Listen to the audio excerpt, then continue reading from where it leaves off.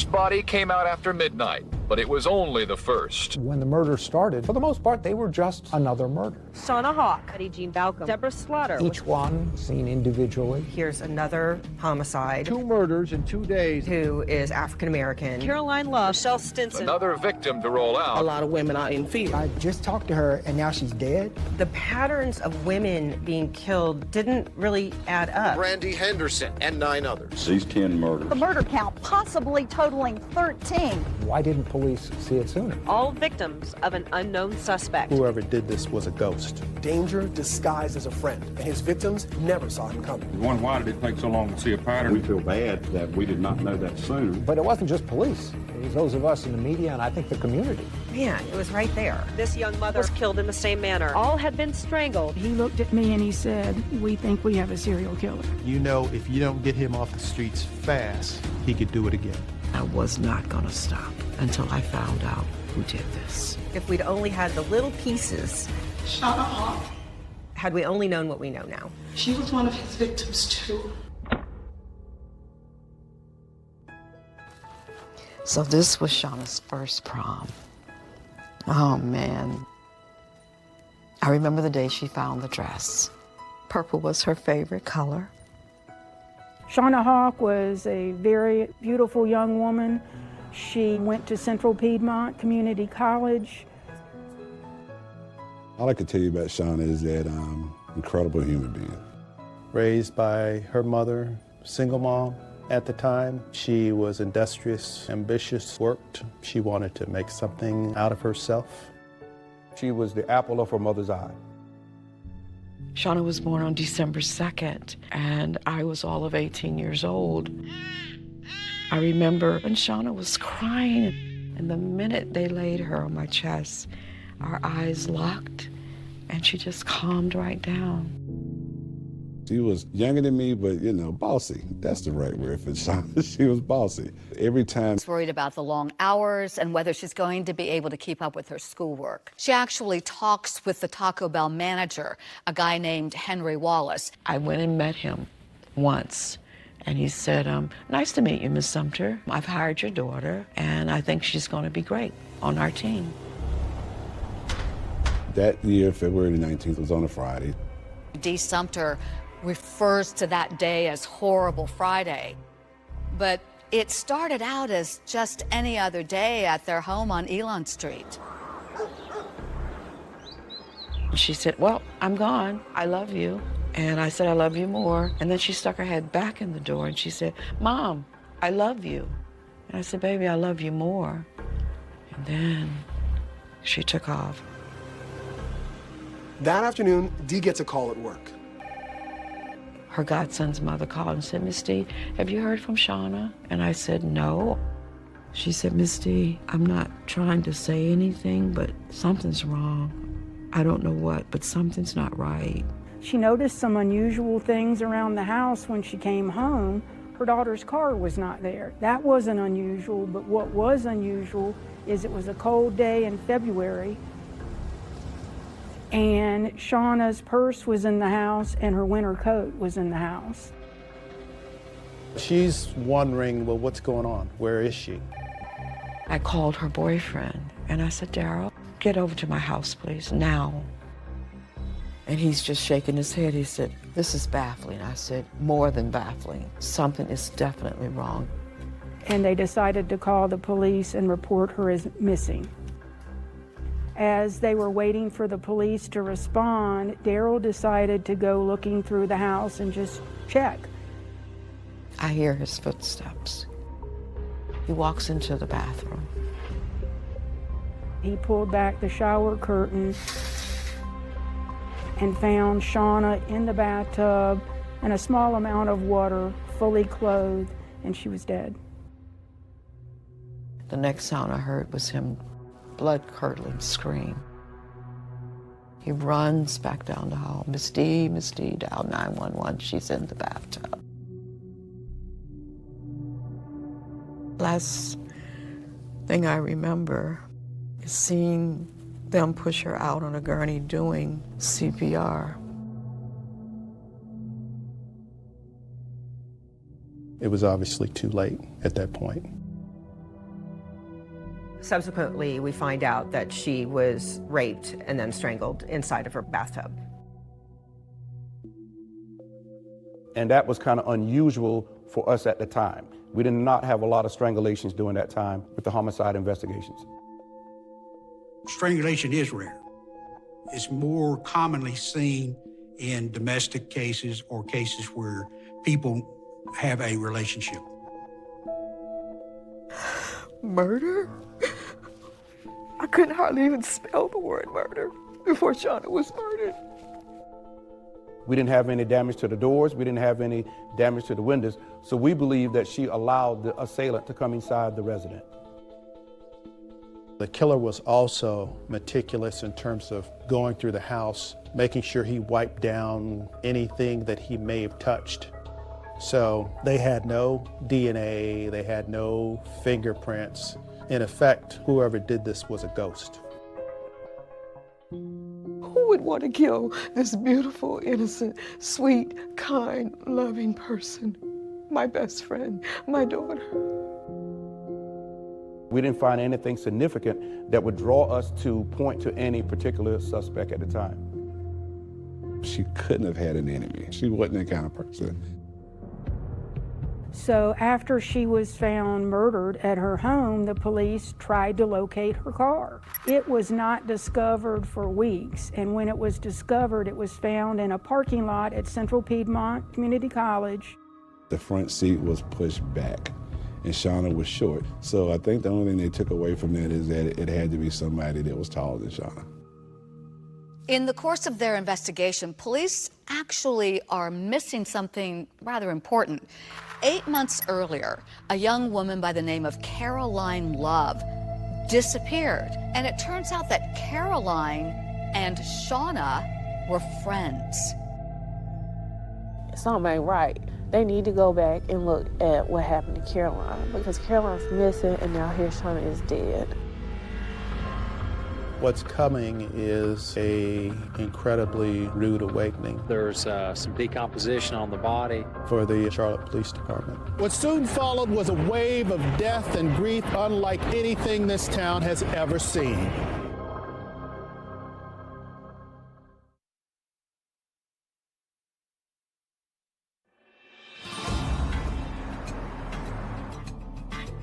The best way to describe Charlotte in the early 90s would be is that it was growing extremely fast. Charlotte was at the beginning of its banking boom. Johnson from 20. After the Charlotte Hornets got here, I think that's when everyone started using the term world-class city. The skyline seemed like it changed every 3 to 4 months. Charlotte was booming. A lot of steel and glass and a lot of looking upward. Maybe not enough looking down. Police are pointing out the drug dealers. What was happening on the ground. Drugs are a problem in every large city in America. In the neighborhoods and in communities. Police say that this is what they call a crack house. We were headed towards one of our highest murder rates in the city's history. On the legitimate side, banking was the growth industry. On the criminal side, drugs was the growth industry. Gun was found behind the dresser along with the crack bag.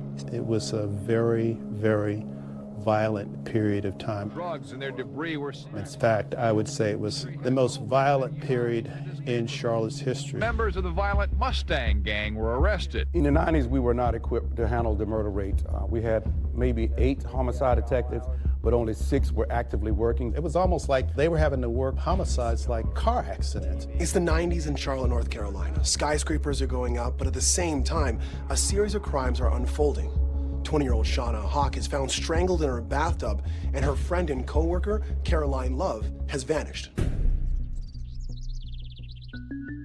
Caroline Love went missing in June of 1992. Caroline lived in East Charlotte. I lived in West Charlotte, and we all worked together at Bojangles. The Love sisters, Kathy and Caroline, worked at Bojangles with Henry Wallace, who was Shauna Hawk's boss at Taco Bell. She was a really fun person. She always had like a really cute boyfriend. She didn't show up for work. This don't sound like her, you know? Something's definitely wrong. I know my mom, I remember her calling like everybody. She called everybody in our family, like, have you seen her? Is she over here? It was like she just disappeared off the face of the earth. She was living with this young lady by the name of Sadie McKnight. Sadie McKnight and her boyfriend, Henry Wallace, helped file the report for the missing person of Carolina Love. Kathy, Henry, and Sadie are the ones who went to the police station to file the police report. Shauna had the news on and she said, Mommy, Caroline is missing. Something is wrong. It's not like her just not to come to work and not call me or call work or say something. When Shauna Hawk is murdered, police don't immediately tie that to the disappearance of Caroline Love, but there is a connection. Before Taco Bell, Shauna had worked at Bojangles with Caroline. She and Shauna were close friends. They were in high school together. They worked together. They were buddies. They hung out together. My mom was on it. She was like, there's no way that within a year that Caroline's missing, and then now one of her good friends is dead. They always remained hopeful that she would be found alive and okay. I thought so many times that she was gonna come back. So I remember even when searching for her, I had these 2 little dresses, and I wore them because I wanted to look nice, you know. I wanted to look nice in case she showed up. 4 months after Shauna Hawk was murdered, another young lady, Audrey Spain, turns up murdered as well. I think this is one of my favorites. Audrey was a free spirit. She lived life on her terms. Spirited, adventurous, positive, a hard worker. Audrey Spain was another young, attractive black female who also worked at Taco Bell. I do remember receiving a call from Audrey's manager telling me that she had missed going to work that particular day and that he was concerned. So they actually sent the manager or the maintenance people to her apartment complex, and when they entered the apartment complex, or entered her apartment, they found her deceased on the bed. I don't know how much information they actually gave us at that time. I just remembered that she had been murdered, she had been strangled, there was a rape also. It was devastating. It's just not something that you ever expect to have to deal with. Audrey was my younger sister, and we grew up together, so it was very difficult. What did I miss? How did this happen? And you're totally blindsided. Yeah, totally. The interesting thing about that crime scene was that the thermostat it was the summer months, had been turned way down. The crime scene techs, when they got there, were shivering. That's because the air conditioning had been cranked to slow down the decomposition process. Apparently, her body had been there for at least 2 days. In the first 6 months of 1993, Shauna Hawk and Audrey Spain have been strangled to death. Before Shauna was murdered, a friend of hers, Caroline Love, had vanished. Even so, the detectives have no clue that these cases are connected. I just don't feel like they knew. Maybe she was random, maybe not. These cases never came together because there were other detectives working it and not just one. And so we had very little information to go on at the time to try to link it with any of the other homicides. We just knew that we had another young black woman who is found murdered. We have a possible serial killer working in the shadows. But do we know that? We have no idea. In the months ahead, more Charlotte women will fall victim to strangulation and murder. But the killer will make a mistake, giving police a glimpse as to who he is.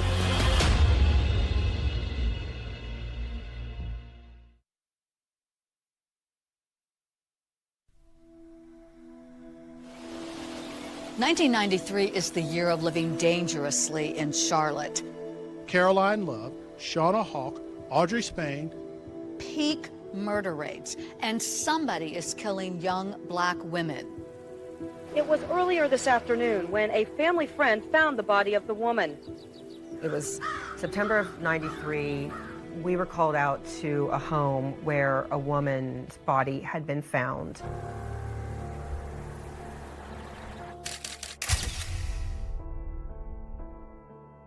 When police got to this apartment off of Marvin Road, they found two very frightened children.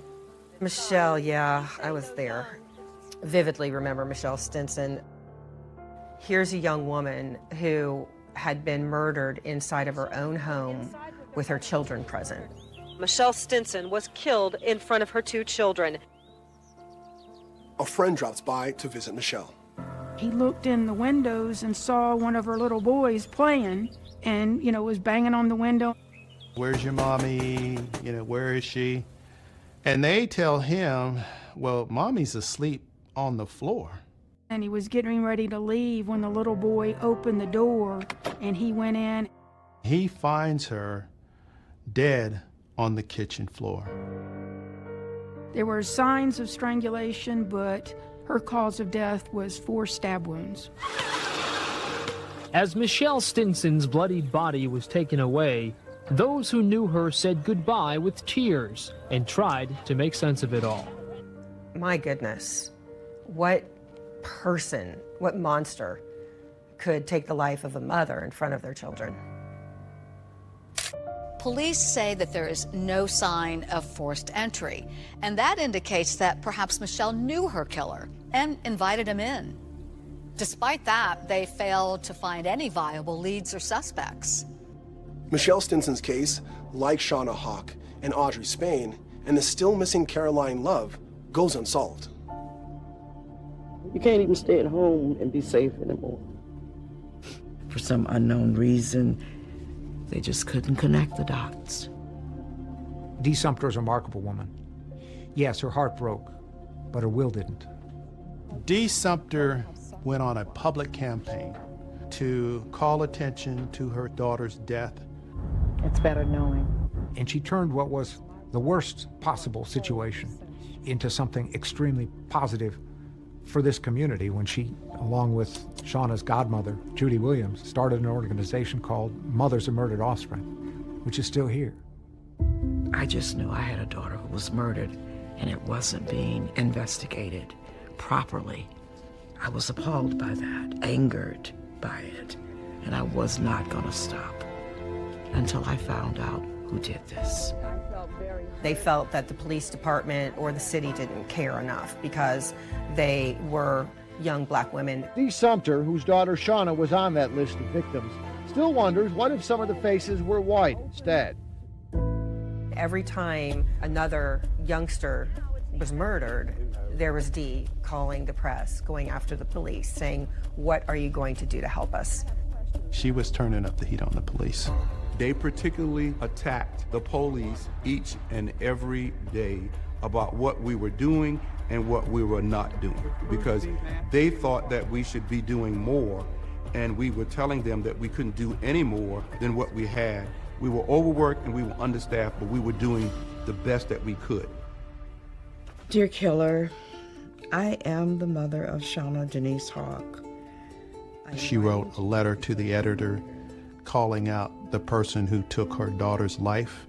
Something in me said he's got to have some type of a heart. Might be a dark heart, but it's a heart. Please, please, please come forward and turn yourself into the authorities so justice can be served and so you can get the help you need and so forgiveness can be given. For without this, you are eternally doomed. Can I have a moment, please? Dee Sumter's letter appears in the Charlotte Observer. And in the same day's paper, a brief article, a woman in Charlotte found dead in her apartment. Here we go again, another victim.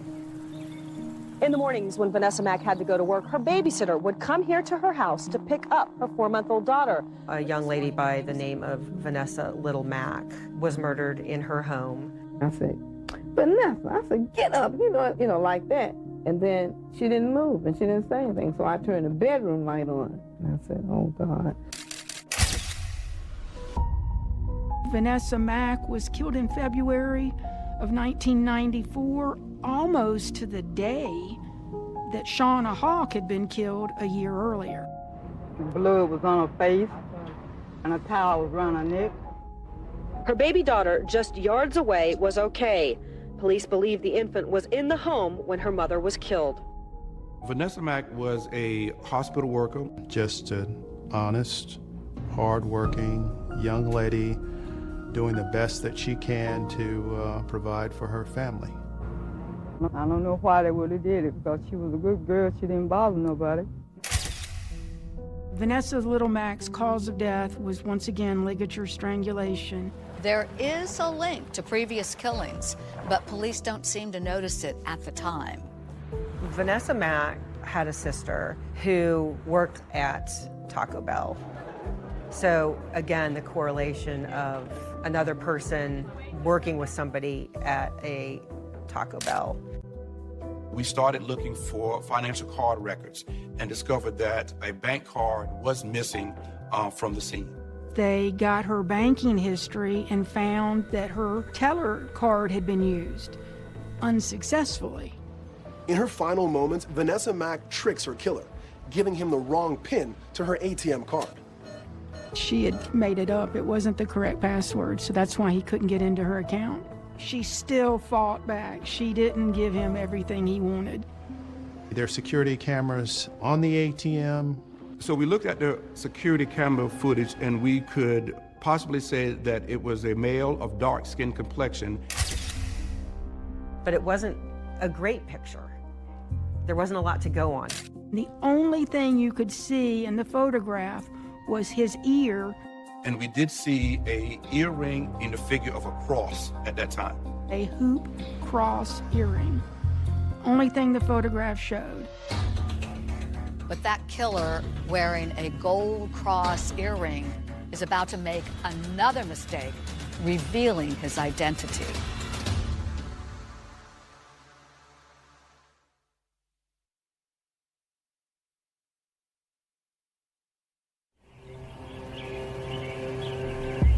Like a beast, sitting, waiting for prey, just waiting to go and hurt someone. It's March 1994 in the city of Charlotte, and someone has gotten away with murdering 4 women in a year's time. My goddaughter was one of the victims. Shauna Hawk. She was one of his victims too. Shauna Hawk found strangled in her home last February. And then 2 weeks ago, Vanessa Little Mack also strangled. All black women in their 20s, all strangled to death in their own home. Something's not right here, you know? Something is not right. I mean, that's one question I want to have for the police department. Why hadn't they shown a real interest? And I really felt that we've been neglected. All being investigated as seemingly unconnected. That is about to change in one single deadly day at the same apartment complex. The Lake Apartments, and I would refer to them as the infamous Lake Apartments, because if there is any location in this town that's affiliated with these cases, that's the location. The next victim is in March 9th of 94. 18-year-old Brandy Henderson, a young mom. She was funny, she loved to joke around, she sang off key, but she thought that she could sing and we just let her do it. Brandy lives with her boyfriend Lamar Woods and their 10-month-old son, Tyrese. Brandy told me that when she had Tyrese, that she felt like her life was complete. She felt like she had made a masterpiece. One night in March, Brandy calls her cousin George, asking him to come over and hang out. She was like, well, I've got some Chinese food that I ordered and from takeout. Why don't you just come over? Come on over. Come see me. And I said, well, it's already 8 o'clock. I'm tired. I've been working all day. I got to get up early tomorrow. And she said, oh, come on. They're talking on the phone. Then there's a knock on the door. The phone call was interrupted, and she said someone was at the door. And I heard her in the background saying, just make sure you lock the door behind you. I didn't worry about who was there because she said lock the door behind you, so she trusted them. Late that night, Brandy's boyfriend comes home from work. The first thing he notices that sort of catches his eye is that kind of like the lights are off, which is a little bit unusual because he knows Brandy is home. He turns on the light. The apartment's been trashed. His stereo is missing. The place has been robbed. So he starts checking around and he finds his kid and notices the kid is not really breathing normally. So then he's like, what's going on here? Someone has tied a pair of shorts around 10-month-old Tyrese's neck. This child is struggling to breathe. He runs to help him. He unties the things around his neck and then finds Brandy. Brandy was in the bedroom, lying on the bed, with a ligature around her neck. You're watching as this woman's body is being carried downstairs, knowing her child has been injured, possibly gravely, and luckily he survived. The next morning, as soon as I turned the news on, we don't have a significant break anywhere in the case. We're still hoping that somebody may come forward with some information. They had a stretcher rolling across the sidewalk in front of her apartment. And I knew at that time that it was real, and I just lost it because I just could not comprehend that I just talked to her and now she's dead. The killer stole not only the stereo, but a Pringles can of coins that Brandy had been saving up. However, this suspect got in there. Apparently he was let in or had access to get in on his own. Contact 60130 on tag 2. Right at this moment, detectives get an urgent radio call. They're needed back at the Lake Apartments. Another woman is found strangled. I could not believe that the next day we're back at the same apartment complex where another woman is found dead in her apartment. And this woman is Betty Jean Baucom. She's 24 years old. She has a 3-year-old daughter. Betty Baucom, who lived somewhere in those same apartments, worked at Bojangles. Betty never did anything wrong to anybody. She always trying to help people, and I mean, it just really hit us hard here. The stuff hit the fan. It was crazy town, man. Everybody was over there. It seemed like there was 10,000 police cops over there. I was interviewing people who were racing into the apartment complex. We came here to make sure that my girlfriend was safe because her husband is at work and her and her daughter is home alone. Did this concern you when you heard this? Yes, it did. I mean, it's unbelievable. The fear that it stoked was just insane. I grew up in New York and I thought this was going to be like, you know, a safe haven out here. And apparently there is no safe haven anymore. So now we have a major problem. Now we have 2 young ladies in the same apartment complex have been found murdered, and there's a lot of conversation. I was in court and saw one of the homicide detectives, and I asked him, you know, what's going on? And that was the first I heard. He looked at me and he said, we think we have a serial killer. Police worry this could be a serial strangler. Betty Jean Baucom's car has been stolen. We're looking for a vehicle now of the latest victim, and we believe the suspect has probably fled it. So during this time, you know, we have an APB out for Betty Baucom's car, and we're looking citywide for the car. Police found the car in this parking lot. Actually, it's right across the street from the apartment complex where the women were found murdered. On the floor of Betty's car is a Pringles can stolen from Brandy Henderson. So that connects the 2 murders at the Lake Apartments. Whoever killed Betty and stole her car must have also killed Brandy and stolen her coins. Tonight, police aren't taking any chances at all. They're setting up perimeters all around the Lake apartments. Investigators say they need more information quickly. You know, if you don't get him off the streets fast, he could do it again. Use caution, be careful, and think before you open the door. The killer is out there somewhere, and they feel certain if given the chance, he could strike again.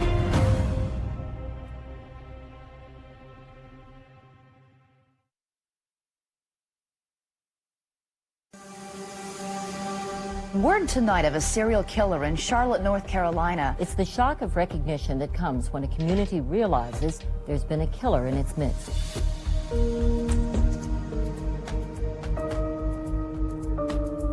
So now we have a major problem. Now we have two young ladies in the same apartment complex have been found murdered. The media has now been involved. Be careful letting them into your house. If there's some doubt at all, you feel nervous with the person that may be coming to your door, don't hesitate, call 911.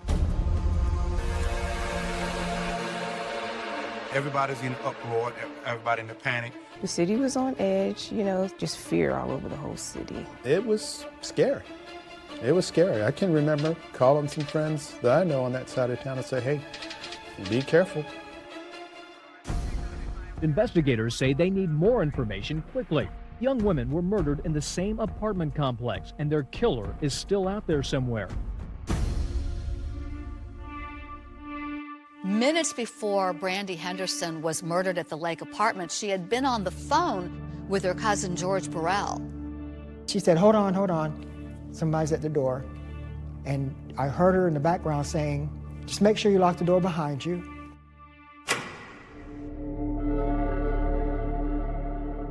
The day after the murder, George says he stops over at a neighbor's apartment. As I walked in, to my left sat Henry Wallace, watching the TV. I had seen Henry Wallace at Brandy and her boyfriend's house. I had met him one time. By daylight, detectives were back at the Lake apartments with another murder on their hands. The news came on.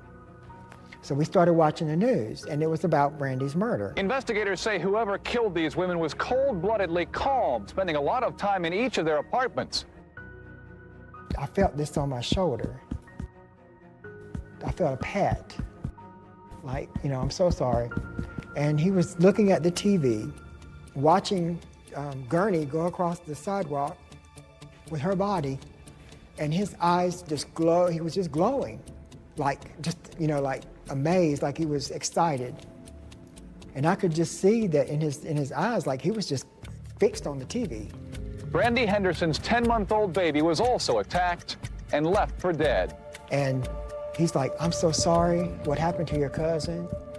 And Henry said, she was always there with her baby by herself. When somebody come in, she would say, lock the door behind them. I had that flashback to when I was speaking to her, and she said, just make sure you lock the door behind you. And I knew at that moment that it was him. I said, oh my word, he killed her. George says he immediately told a police officer about his suspicion, but he says the officer blew him off. By then, they knew that they had a serial killer on their hands, and they needed to find him quickly, but they didn't find him quickly enough.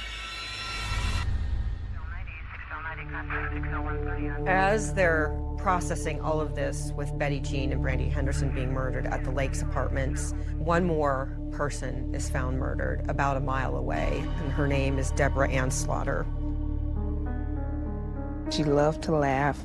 She had a very contagious laugh. She also had a beautiful voice. She and I both grew up singing in church together.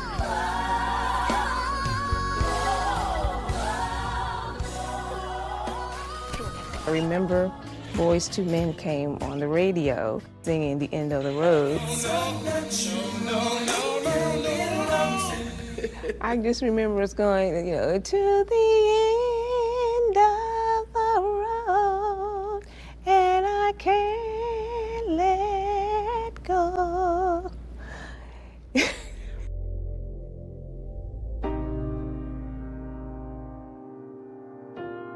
That was the last time we sung together. Deborah Slaughter lived in the Glen Hollow apartments, which were the same apartments that Audrey Spain lived in. Henry Wallace had also lived at Glen Hollow at one time, and Deborah worked at the Bojangles, same place where Henry Wallace worked.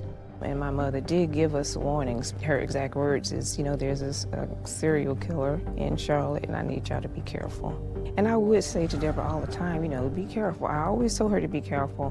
Deborah was a tough person, and she just wasn't scared of anything. It was this last Thursday the bodies of Brandy Henderson and Betty Jean Balcom were discovered. 2 days later, Deborah Slaughter was found just a mile away. At some point after letting this man into her home, Deborah Slaughter comes to a horrifying realization. Once his attack was on, Deborah Slaughter made the connection between the recent murders. At that point, she said, "You're him." So Deborah did fight because Deborah knew that she was going to die. Deborah Slaughter's case was much more violent than any of the other victims, and you could tell that there was a big struggle inside the home. She fought for her life. Lovey Slaughter sees it every time she closes her eyes, her daughter's body lying on the dining room floor of her apartment. When she knocked on the door just kind of pushed open, and she walked in. And when I opened the door and saw her laid on that floor, Next thing I know, I look up and I see 2 firefighters bringing my mother down the stairs, and she's crying, and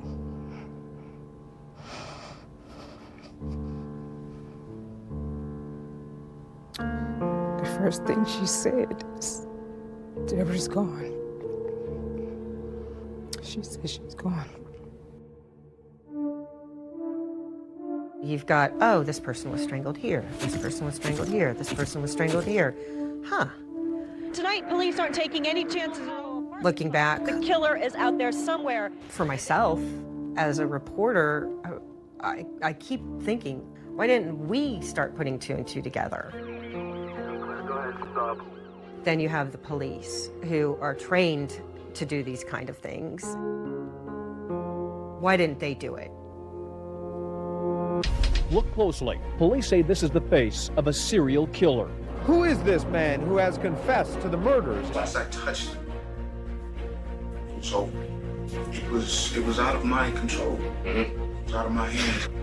So I couldn't stop it. There was no way I could stop it.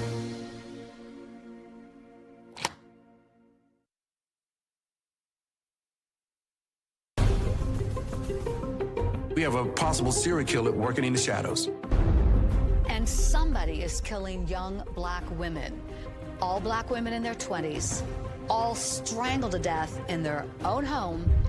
There's some kind of a bold demon here, one like never before. He's hiding in plain sight, and he's doing it very cleverly. He fools everybody. He portrayed himself as the big brother, as the good friend.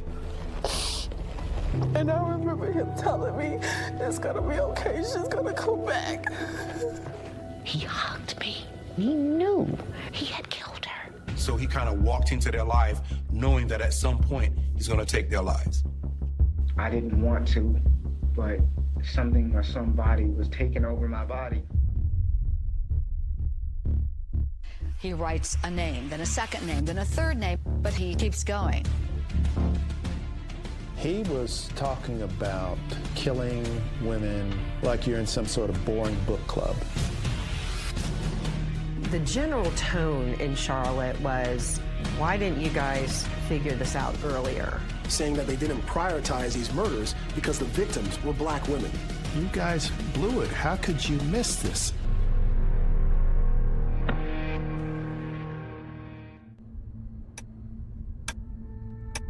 It was this last Thursday the bodies of Brandy Henderson and Betty Jean Balcom were discovered. 2 days later, Deborah Slaughter was found just a mile away. Investigators have now contacted the FBI trying to set up a profile of the killer. Use caution, be careful, and think before you open the door. We don't have a significant break anywhere in the case. We're still hoping that somebody may come forward with some information. Charlotte police are desperate to find this killer. They do get something to work with from Brandy Henderson's boyfriend, Lamar. We asked him who would Brandy allow into the home without any problem. And he said Henry Wallace. Once the detective on Brandy Henderson's case got the names of who she would have let into the apartment, he went to see if any of them had any criminal history. Henry Wallace did. He had a misdemeanor larceny charge, and there was a mugshot of Henry Wallace. That's when Detective James Stansberry, who's been investigating the Vanessa Mack case, walks into the room. He comes in and he sees the photograph of Henry Wallace. In that mugshot, Henry Wallace is wearing a hoop cross earring in his ear. I looked at the photograph and something hit me. The detective remembers that from the ATM on Vanessa Mack's case. I saw the earring with the cross. And that's similar to the same earring that we saw on the picture of Henry Wallace's arrest photo. I see this and say, we may have something here. Investigators hope this car stolen from Balcom spawns new leads. Betty Jean's car is found across the street from the crime scene, Nissan Pulsar, and that was the biggest break that they've had to date, which was inevitably what led them to their suspect. They hit a jackpot near the trunk area of that car where they found a palm print. That palm print matched someone who was already in the system. That palm print came back to Henry Louis Wallace. So now we're going to look for the person, Henry Louis Wallace. March 12, 1994, around 2 in the afternoon, Deborah Slaughter's body is found. 3 hours later, police locate Henry Wallace and place him under arrest. And when the cops came in, he had bathroom door shut. Had my bathroom door shut. Hiding in there? Hiding in there. Initially, he is not giving up the goods. The police sent in literally teams of detectives trying to get him to talk. He was like, I don't know what you're talking about. They sent in 2 more. I don't know what you're talking about. Enter Detective Tony Rice. Tony Rice goes into the room and started to talk to Henry. And he said, Henry, you mind if we just say a little prayer together? And he actually held Henry's hand and said a prayer. After the prayer, then Tony said, well, now, can you tell me about what happened? Henry said, give me a piece of paper. And he started writing down all the names of the women. He writes a name, then a second name, then a third name, and these are victims that police had already suspected him of murdering. But Henry Wallace keeps going. Another name, another name, another name. A total of 10 victims. Charlotte police are stunned. That was the first the police knew of the depth of how many people he had killed. Henry, if you would, go ahead and just talk up for me and state your full name. Henry Louis Wallace. The police decided to record his confessions. Shauna Hawk, I really didn't have any intentions of doing what I did to Shauna. I stopped by to see Shauna one day, and she gave me a hug. And when she gave me a hug, I had her real close, and I said, I want you to have sex with me. She said, you're joking, right? I said, no, I'm not. It's not a joke. He gave a full confession. That's very unusual. Many of them deny it to their dying day, so to speak. But Henry Wallace didn't. I told her to get dressed. I took her to the bathroom. That's where I maneuvered the chokehold on her. And so she passed out, and I filled the bathtub with water and placed her in it. Coldest thing I ever heard in my life. He was talking about killing women like you're in some sort of boring book club. Henry Wallace admits he raped each of his victims before killing them, and usually robbed them. But what's really unusual is that Henry Wallace knew his victims, and they knew him. That's what's different. He knew them, and he had to know them. He couldn't kill a stranger, he said. I would always hear the voices of the people that I killed. I would always see them. I would always see a shadow of them. I would always hear their voices. I would always hear the, like, laughter from them. Shauna Hawk's mother, Dee Sumter, says that Henry Wallace actually showed up at Shauna's wake. I'm thinking, this is some kind of a bold demon here, one like never before. Had the literal gall to show up at a service for someone that he knew he personally killed. The thing that makes my blood run cold and just send shock shivers up and down my spine is the fact that I saw him after Shauna was murdered, and he expressed his condolences, and he hugged me, told me how sorry he was. And he knew he had killed her. I wanted to tell her so bad, Dee, I killed your daughter. But I was so scared. I was so scared. I couldn't do it. I mean, to be hugged by your child's murderer, showing up and sending his sympathies, that is some cold, calculated stuff going on right there. We begin to get a bit of a portrait of Henry Wallace emerging from the photos shown in court. He had many strengths in growing up. People liked him, and he was social. Henry was a great person, very nice guy, got along well with everyone. Yearbook photos and schoolmates who spent time with him. But he also had some, obviously, very lethal problems. He would have had every opportunity in the world with any of us. He could have easily gotten any of us, but he didn't.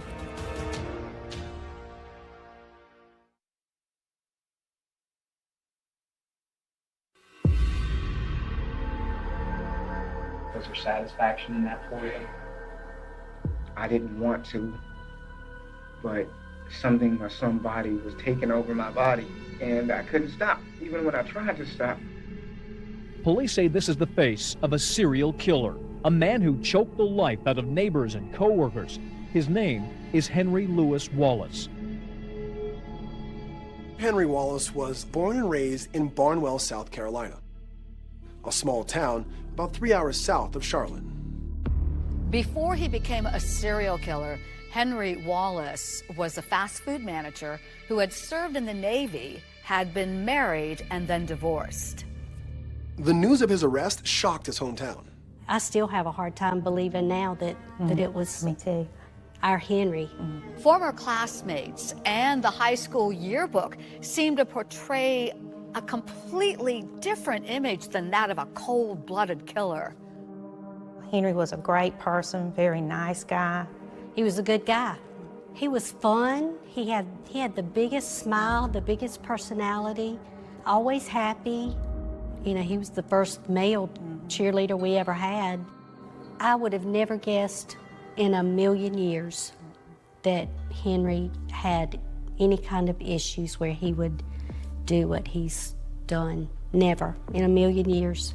He would be the person who's responsible for more deaths in Mecklenburg, Charlotte, Mecklenburg, than any other person that we've came in contact with. I think the community was truly stunned. Those kinds of cases didn't happen here.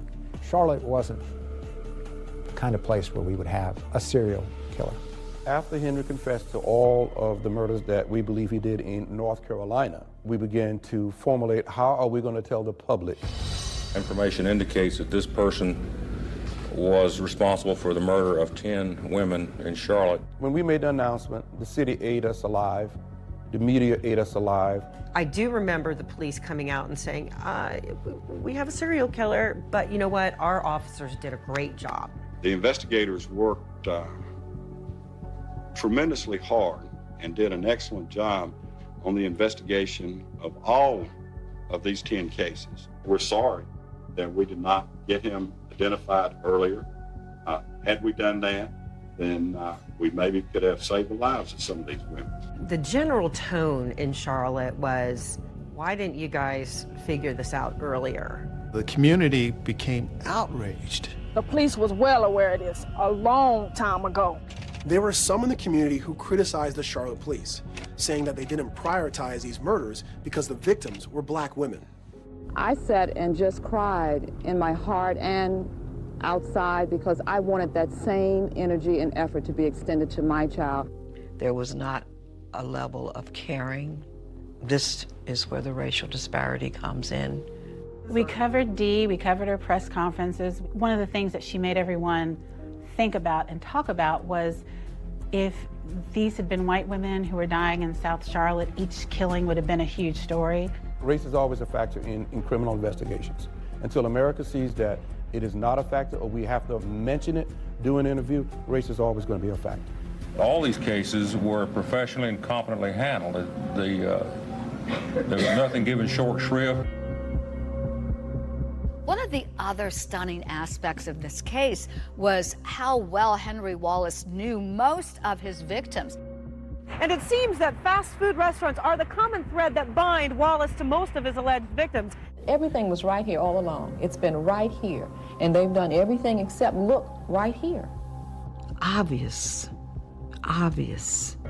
connections. There's that word again, connecting the dots. In my humble opinion, blatantly ignored. It was like, you guys blew it. How could you miss this? It's not that we missed this, it's just that we were overwhelmed with the cases. During that 2-year period that he was killing people, there were approximately 300 people murdered. All of those cases were on desks of 6 homicide detectives in the 90s. We didn't have the technology. We definitely didn't have the manpower, and we definitely didn't have the resources. When Henry Wallace confessed to police, he listed names of people that investigators didn't even know had been murdered. Well, there is one name in particular on that list that I am certain wasn't on their radar at all, and that is Valencia Jumper. Investigators say Valencia Jumper died in her third-floor apartment. They say this also appears to be the unit where the fire started. Valencia Jumper came to Charlotte. She was a student at Johnson C. Smith University.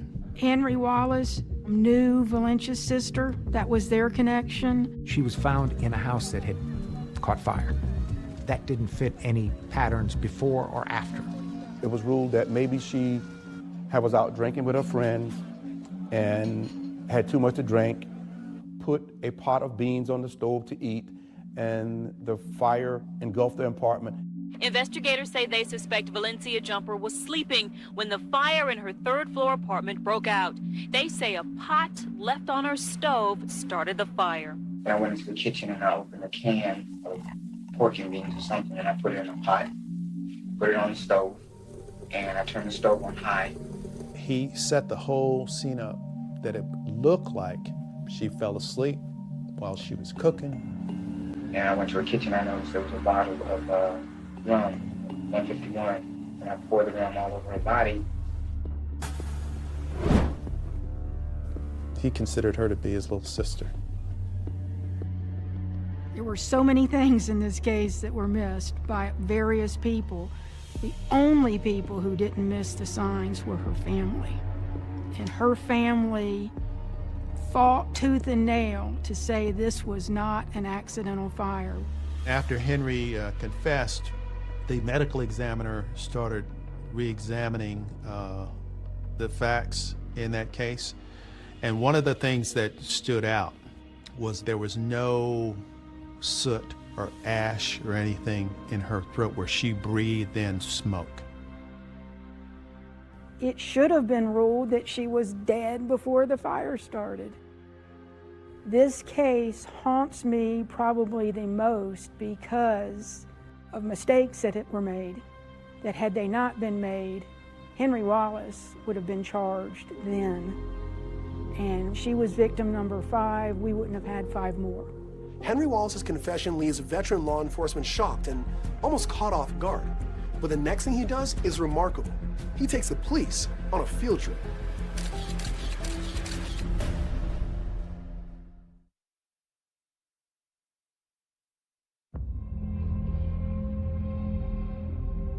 I knew this day was coming. I mean, I knew and I wanted it to come. And there have been several times during the actual crime that I was committing, I wanted to die. I ruined everything, man. Henry Louis Wallace knew all of his victims, and they felt comfortable with him because he portrayed himself as the big brother, as the good friend. Always very polite. It's the only male neighbor that I would even let in when my boyfriend wasn't at home. I mean, he was a friend. I trusted him.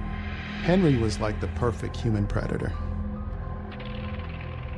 So he kind of walked into their life knowing that at some point he's going to take their lives. You never realized what Henry was all about. And by the time you did, it was too late.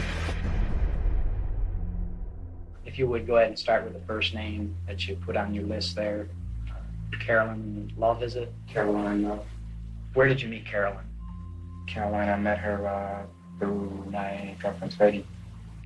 And so we go to the board and we're looking for certain names, and Carolina Love name is not on the homicide board. So why is this name on the list? Caroline Love was a woman that went missing in June of '92. She was a friend of Wallace's girlfriend at the time. Remember, Shauna Hawk and Caroline Love were friends and they were co-workers. We talked to him and he was very forthcoming, and he gave us a lot of information. I dumped her body on the left side near where a ditch kind of led from the highway back into the woods. You think you could find it again? I know I could. And so we decided to find Carolina Love. We put Henry in the back of the van, and he directed us out to this remote area of the county to a field. The investigators were told exactly where to look for another victim in this bizarre case. And it was the skeletal remains of Caroline Love. That tells the cops that this guy is for real. He's a killer because he's the only person who's going to know this. We have to tell the public that this case was not a missing person, it is now a homicide. Painful. I cried all yesterday, I cried all last night. Caroline's family is even more devastated. This is the same man that went with Caroline's sister, Kathy, to file a missing persons report. Caroline's niece, Sarah, was only 8 years old when her aunt went missing. And who comforted her during that time? Henry Wallace.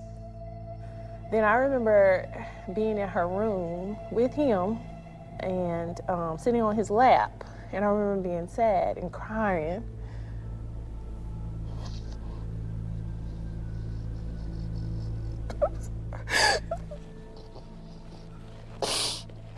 And I remember him telling me, it's gonna be okay, she's gonna come back. The same day that Henry is consoling Sarah, the police arrive to speak with Caroline's family. They have no idea the killer is in their midst, listening to every word.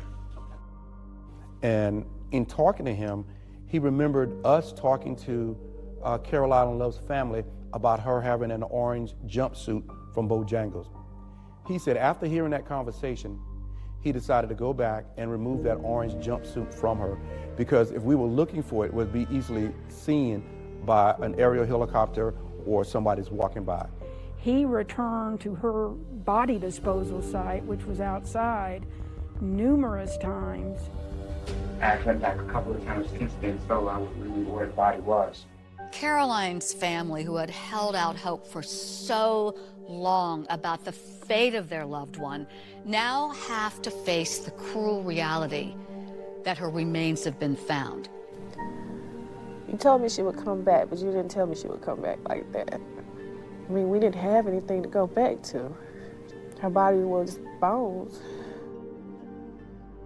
Back in the interrogation room, detectives ask one final question. Is there anything else you can remember, Henry? That's it. Anybody else that you can think of in Charlotte or anywhere else that anything like this has ever happened to you before? You lived in South Carolina with your mom. Anything there that you remember? One person. Tell us about her. Her name was Shanda, but they called her Shan. Henry Wallace confesses to police that he killed 18-year-old Tashanda Bethea in 1990 in his hometown of Barnwell, South Carolina. It's believed that Tashanda was his first victim. She left home about 5 o'clock on the 19th, and they reported her missing on the 20th because she didn't return home. She was walking one day. I picked her up, and I told her that we were going out to get some pot. And I pulled off to the side of the road into the ravine area. Tashanda's body was found 2 weeks later by people fishing in a local pond. The autopsy results show that she was strangled. A few days later, Henry Wallace is brought in for questioning. He was a very strong suspect, but we had nothing on him. He covered his alibis good. I was questioned about her death, but I did not. After literally getting away with murder, Henry Wallace moved to North Carolina, where he would kill again and again and again. It's absolutely devastating. You sitting there thinking the worst, hoping for the best, and that's exactly what these relatives were doing. And unfortunately, it was not a good ending. Henry Wallace, dubbed by some in the media as the Taco Bell Strangler, confesses to killing 11 women. But the question remains, why? Two of the FBI's most respected mind hunters want to know what's inside Henry Wallace's mind. He had some obviously very lethal problems. They sit him down for interviews and put it all on videotape. It was out of my control.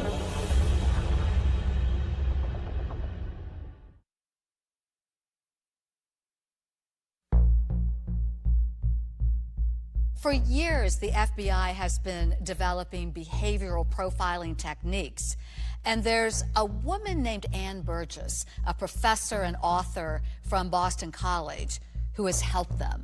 Until we understand what's going on in the mind of the criminal, we're going to have more and more victims. She was one of the few women in the FBI at the time doing that work, and I thought it was time to get her story out there. So after a little bit of convincing, she agreed to write this book, A Killer by Design. Wallace is featured in the book because he was a really interesting case. Henry Wallace was, not that we would call him atypical, but certainly very different from some of the others. People liked him, and he was social.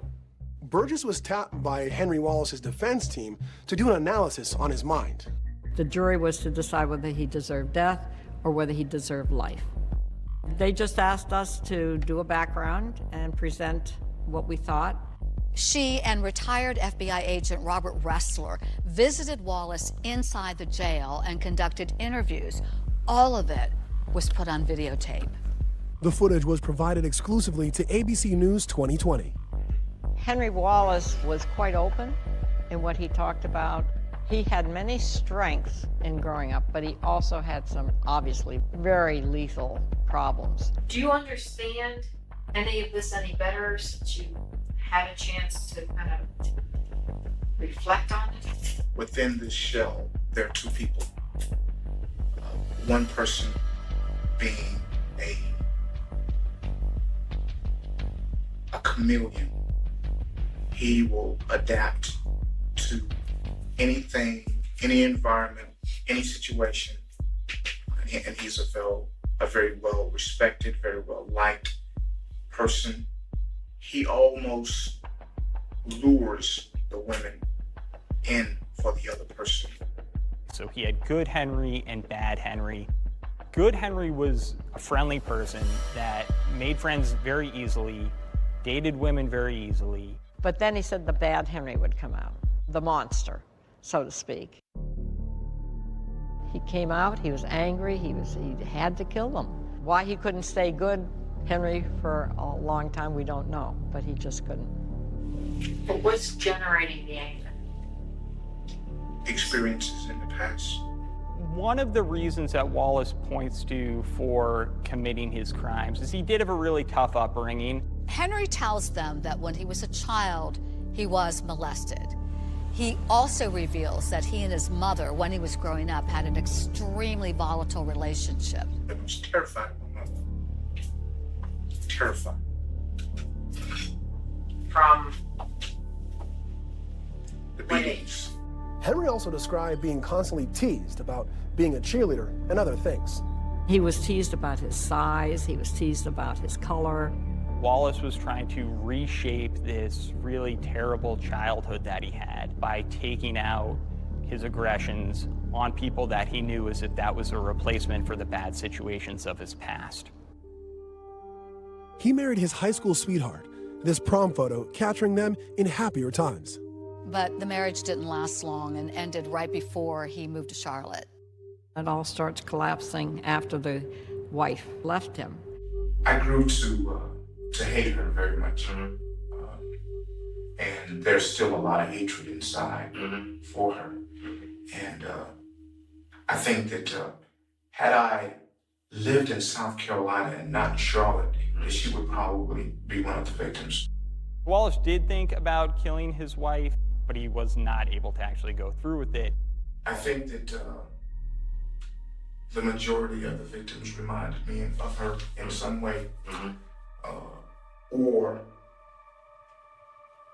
when the murder and rape was taking place, who I was seeing was her and not the victim.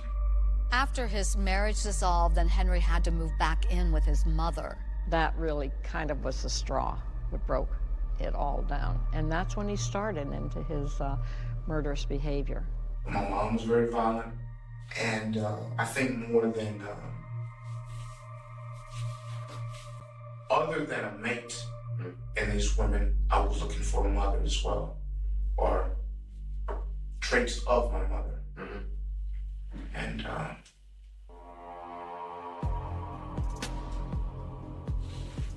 they were there, and all of them. Henry Wallace was danger disguised as a friend, and his victims never saw him coming. They felt comfortable with him because he portrayed himself as the big brother, as the good friend. I think that was one of his motivations in a lot of these killings, was they were women he liked who didn't like him that way. That's a more classic kind of a type of motive, if you will, for a serial killer. One of the biggest questions for Burgess and Ressler was, how did Henry Wallace evade police for so long? The only time that the police were concerned when the two murders occurred on the same day. That's when Barkham and Henderson. Same day. Yeah. That's when all of a sudden they started seeing connections and things that had happened 20 months ago. You've got to do the victimology first, because they would have realized that they knew each other in some capacity, and that would have been a way to then zero in on Henry. Burgess testified for the defense, and she told the jury that Wallace, while he was committing these murders, was in an alternate mental state. I did feel that he was not in total control of his thoughts, that he was being controlled, if you will, by the obsession. Henry Wallace was convicted of the rape and murder of 9 women. I think we all knew what the verdict was going to be, guilt. So the real question was, does he live, does he die? The jury recommended death. And again, I don't think anyone was terribly surprised. It's such a sad case. It's not like you celebrate. I just want people to not forget, you know, what happened to these girls in Charlotte, North Carolina. We don't want people to go around and hear the name Henry Wallace and not know who he is, you know, because, you know, he was a black serial killer that killed a lot of black women. I want the world to know what happened and that these girls' lives mattered. Finally, there's justice. But there's one more victim of Henry Wallace's rampage. The sole survivor is now all grown up.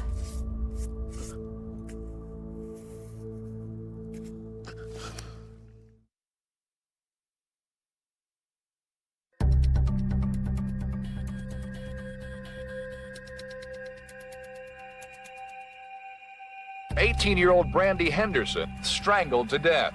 Brandy Henderson's 10-month-old baby was also attacked and left for dead. Henry said he got mad and said, "You got to do something with this baby. You got to shut this baby up," because Tyrese was sitting right there beside her. He was pulling on his mom, on Brandy. So he took a pair of shorts and tied around his neck until he got quiet. I think about Brandy's child often. How do you go on with your life? How does any loved one go on with their life when something this horrible happens? The picture that we took of him at the hospital, it's like I still see that picture in my mind every day.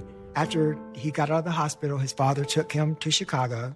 And when Tyrese was 5, his father passed away. I'm still here. If it wasn't me reading these stories, I would have thought that I had died. So I'm like, reading these, well, I know this baby died. I know this. He survived?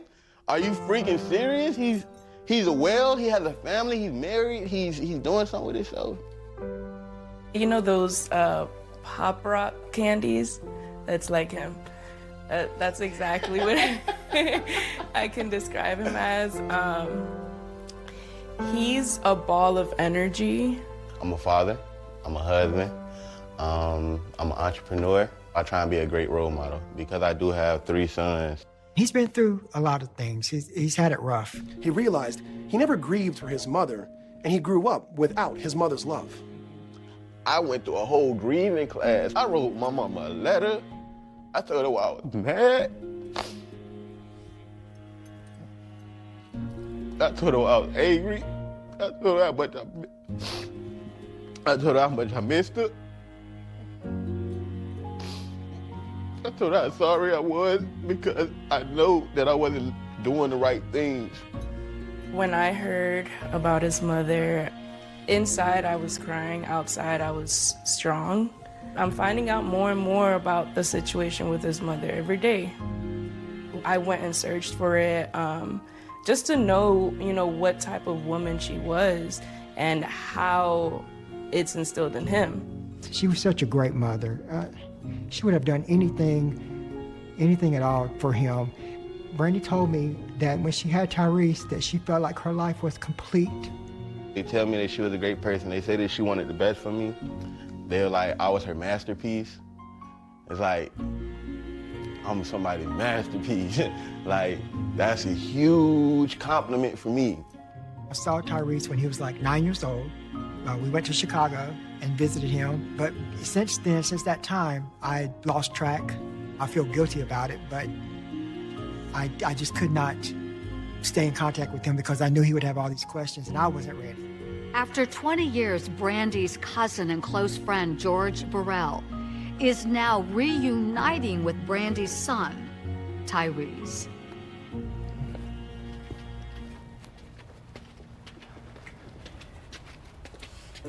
What's up, dog? Oh, man. What's up, old boy? Oh, my gosh, man.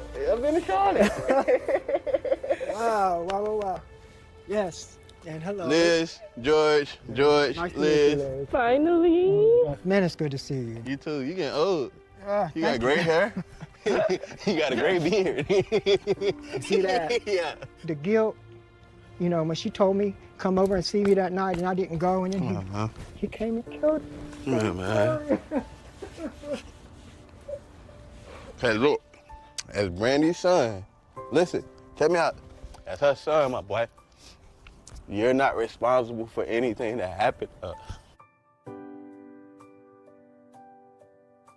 I also remember her life isn't the only life. It was also other victims and there's other family members who feel the same pain. You healed, but you still got them scars. Look at my neck, dog. I remember that, looking at you through the hospital door.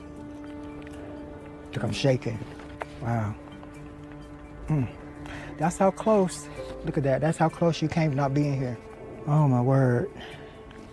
Wow. Your lips are still red from being strangled.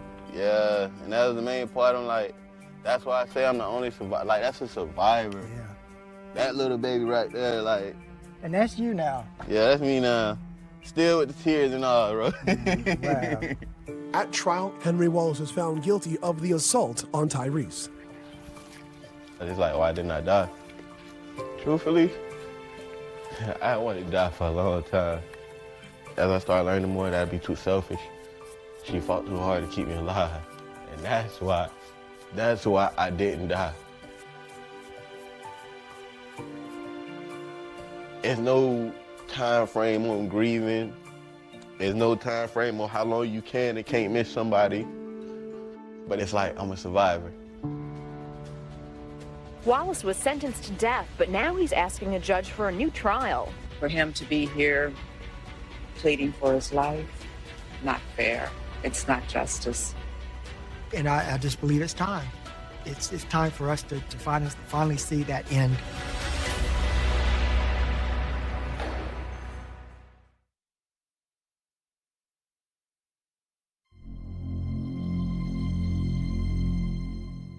It's 25 years this year that he was sentenced to death, and I'm ready for him to be executed. I think he got an appropriate sentence, but North Carolina has not executed anyone in a very long time. My goal now is to start a petition and let people sign that so that we can get an execution date and finally get this resolved. I was determined that I wasn't going to hate him. You kind of have to let it go, otherwise it will consume you. I don't feel hate for him now. I started journaling, and it really did help. I forgave Henry years ago for the madness of what he did. I don't harbor that hate for him, but I do think that justice should be served. Audrey is buried in South Carolina. My dad donated an acre of land for a new cemetery, and Audrey was the first one buried in that cemetery. She has a niece named Audrey Lynette Franklin. Part of her legacy will definitely continue, so we're excited about that. She does have a son. His name is Eric Slaughter. He reminds me of Deborah a lot. I think she would be very proud of him and the progress that he has made in his life. I just wanted mothers to come together and join our forces and our hearts. MAMO, Mothers of Murdered Offspring. The whole point in MAMO being created was to make sure that Shauna's memory lived on. Should have never happened. But it made us better detectives, and it made Charlotte Police Department a better homicide unit. In a statement to 2020 about the Wallace investigation, the Charlotte-Mecklenburg Police Department says the detectives worked the cases as diligently as they would have any homicide case, with the race of the victim being irrelevant.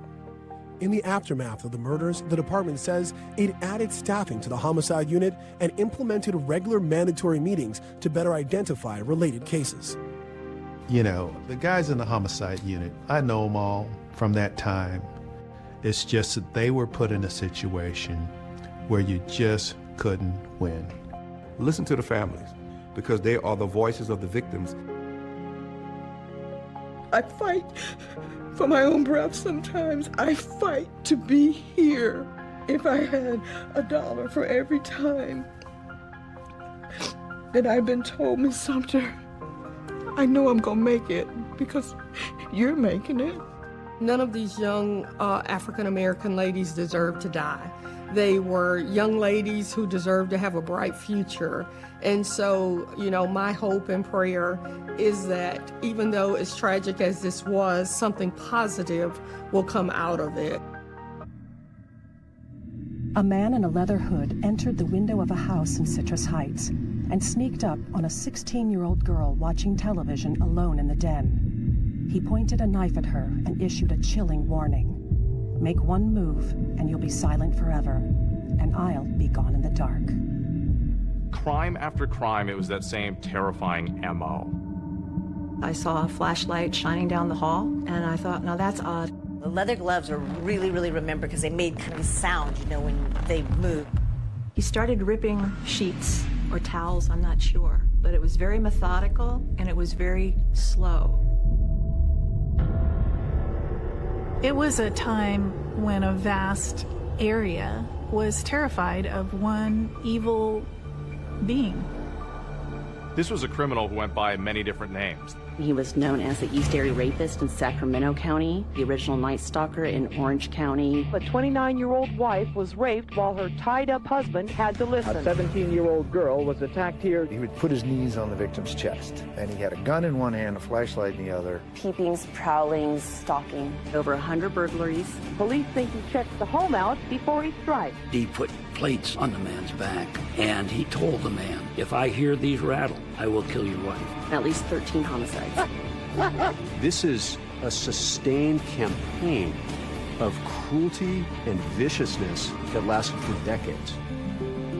Welcome to Crime Scene, a podcast that examines real-life crimes. I'm Michelle McNamara of TrueCrimeDiary.com. Michelle McNamara was a true crime blogger. She was a writer and producer. She was a citizen detective and a true crime writer. Very much being a mom during the day, very much writing about true crime at night. She was working on all different types of unsolved cases. Then she found a case that really dug its claws into her. What turned him on was terror. The East Area Rapist original Night Stalker is California's most prolific serial offender.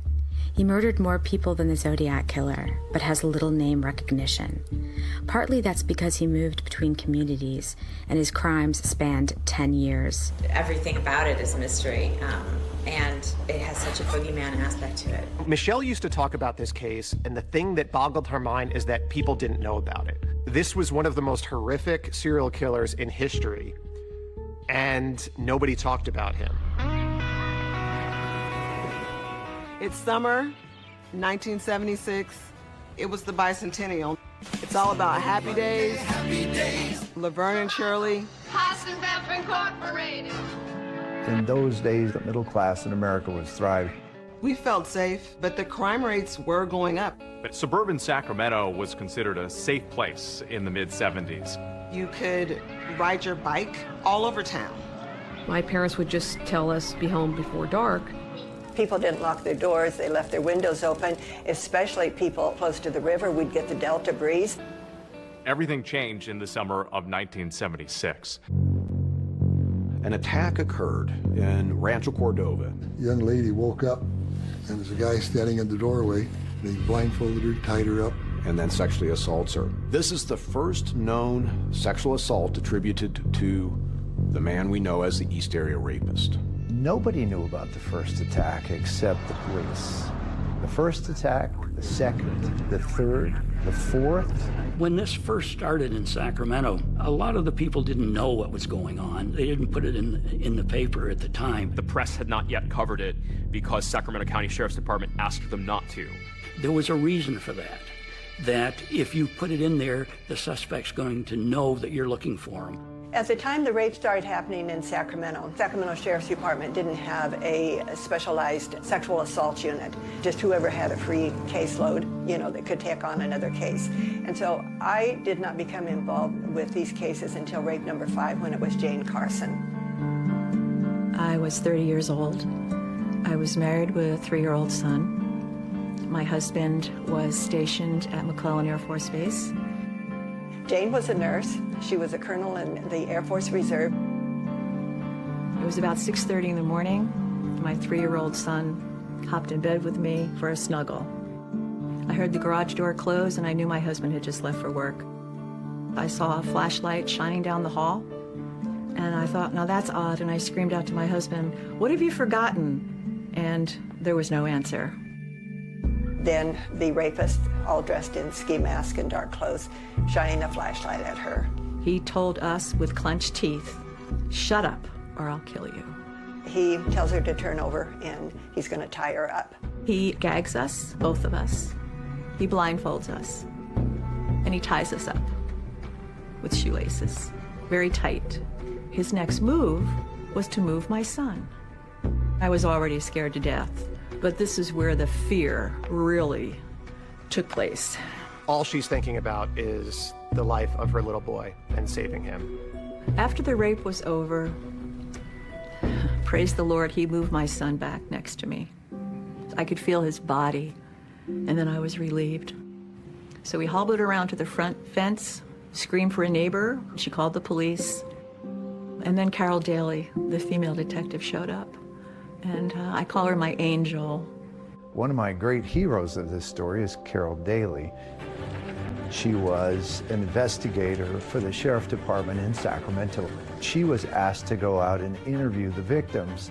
Maybe something that the man said, or something that he did to you, or something that you recall hearing. Through that process, she was able to glean a lot of information, like what he would say to his victims.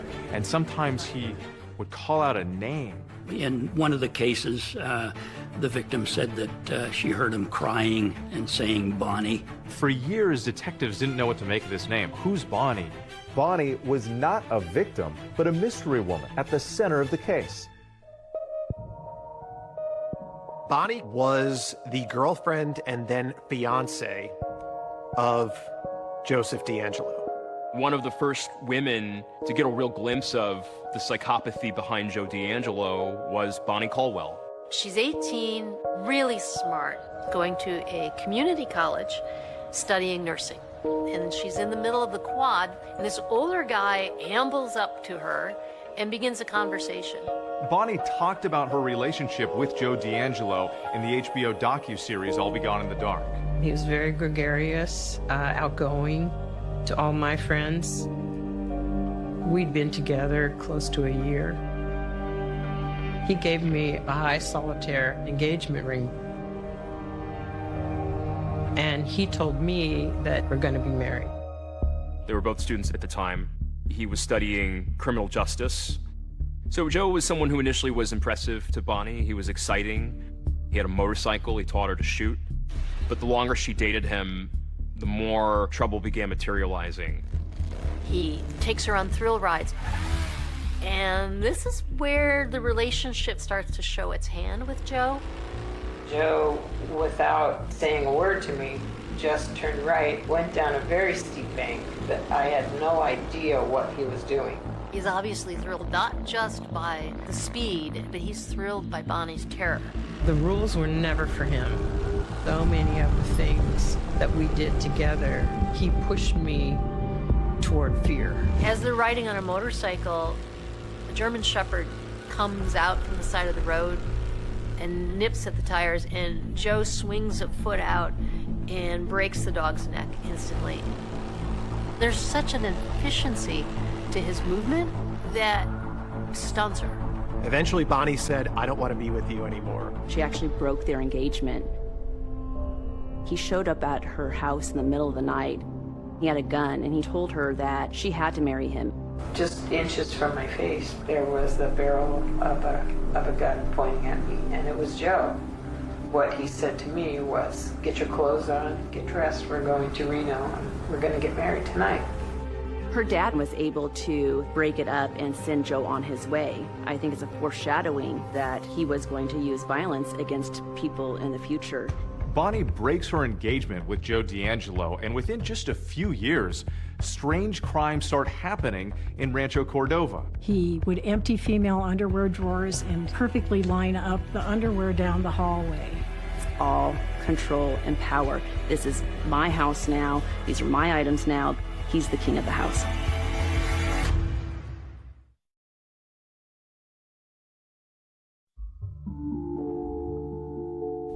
Every obsession needs a room of its own.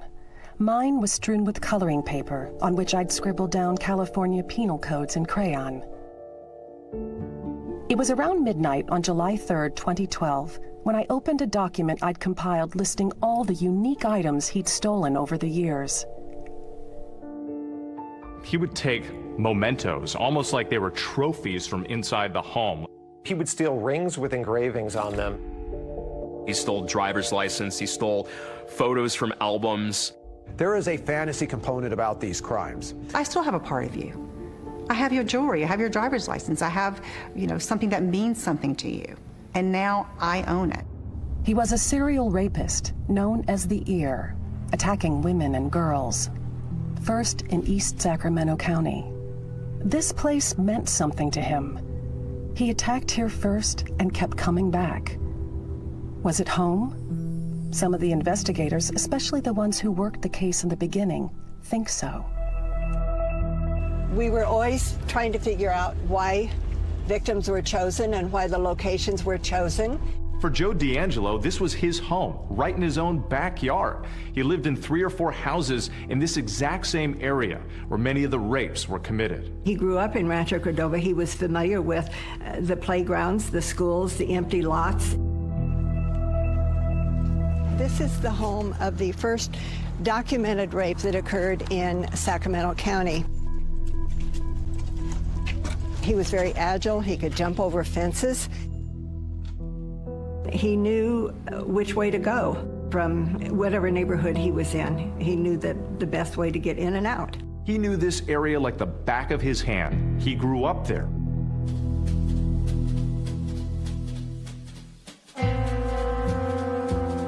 Joseph D'Angelo Jr. grew up the son of a master sergeant in the Air Force who moved around a lot.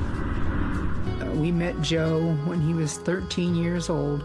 My father was stationed at Mayfair Air Force Base, and then his father was transferred there, and we shared a duplex. The girl who became very close to him at the time, Judy, described a very lonely boy. He was missing a family. His mother and father had split when he was young.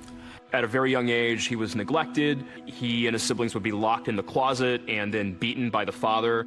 Per his siblings, Joe D'Angelo received the worst of his vitriol and anger when they were growing up. Joe was always over at our house, and he just became a good family friend. He never talked about himself. He never talked about any problems he might have. He never discussed anything that was bothering him. They started reporting, the peeping Toms here in Rancho. And I remember I was in the bedroom and I was asleep, and I had this feeling. I woke up because I had this feeling somebody was there. And when I looked up and glanced towards the window, I saw this outlined figure. I didn't do anything to let them know I saw them, that I was aware of them. So the next morning I came in here and I says, Dad, somebody was peeking in my window last night. And he says, what? And I says, yeah. And there was footprints out there in the dirt, 2 distinct footprints there. It's very common for sexual offenders to start out, particularly in adolescence, as peepers or voyeurs that are creeping around the neighborhood, looking in windows, watching women undress, almost like a training ground. Many of us had never seen anything like this before in our career. His whole thing was terror. It wasn't the sex. It was the terror that he wanted to put in these people. That was his #1 priority. His victims ranged in age from 13, I think, to 39. Out of the first 10 attacks, 6 of those were juveniles. Oftentimes, sex offenders or sexual serial murderers will start out with, I guess, easier victims that are younger, that are more vulnerable, victims that he can control. My name is Chris Pedretti. I was 15. I was a kid, just a normal kid, cartwheels in the front yard, and really not a care in the world. It was not ever even a thought that our world might be unsafe. So it was a week before Christmas. She'd been left home alone. I was supposed to go to a high school dance, and it was the last day before Christmas vacation. I put a pizza in the oven, and I went to go play the piano.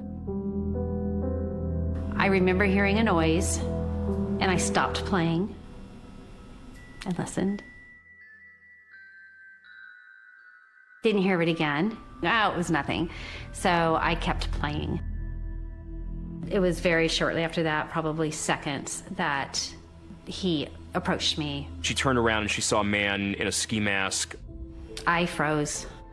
The brain stopped thinking at that point. I mean, I just went straight into survival mode. I don't remember thinking at that point anything other than kind of turning into a robot. Just do what he says, do what he says. It was like Chris had left the body, and it was just the body left. That individual led her to the back patio. She tied her up. I didn't know about rape I certainly didn't know about sex. What he did to me, what he took from me, I can't ever get it back. He kind of ruined my childhood. You know, he took it away. Everybody knew something was going on, but nobody knew exactly what. The sheriff decided that we would hold community forums. I had no idea there were going to be several hundred people that would show up. If we have a gun, could we shoot him? Knowing what I know about this man, if I had a gun, I definitely would shoot him. And I would not shoot to injure, I would shoot to take care of him. He liked this. He liked the police being on edge. He liked the town being on edge. I have a gun, but I still don't feel safe being, at home alone. Law enforcement was bracing for more attacks as his rampage of violence continued. His tactics were changing, and no one knew what he would do next. So I have to admit, I'm scared to death.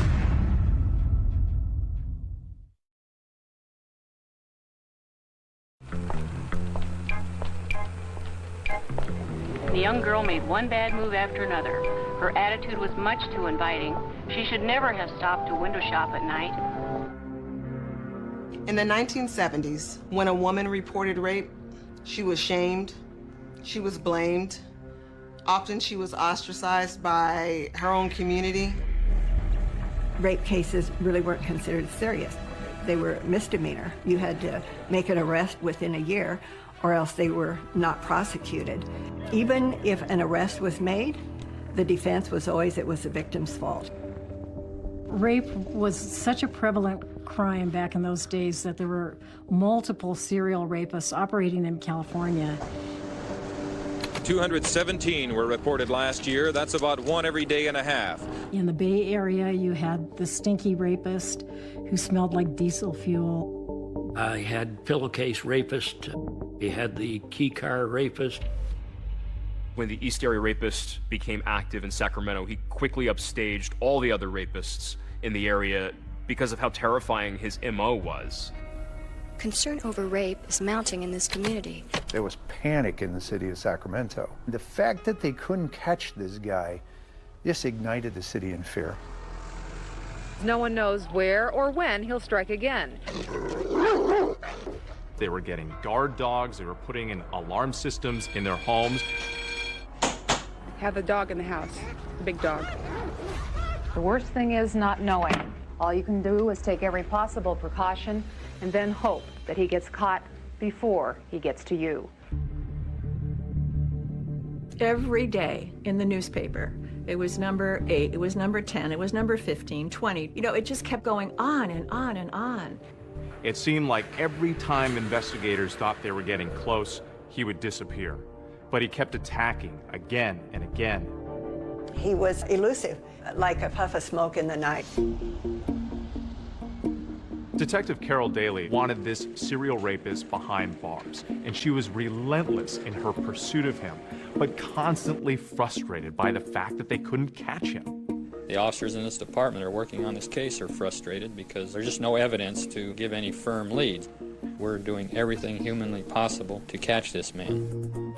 He was a phantom. Descriptions ranged pretty widely. One person thought he was Hispanic. And now all of a sudden, he's blonde hair, blue-eyed.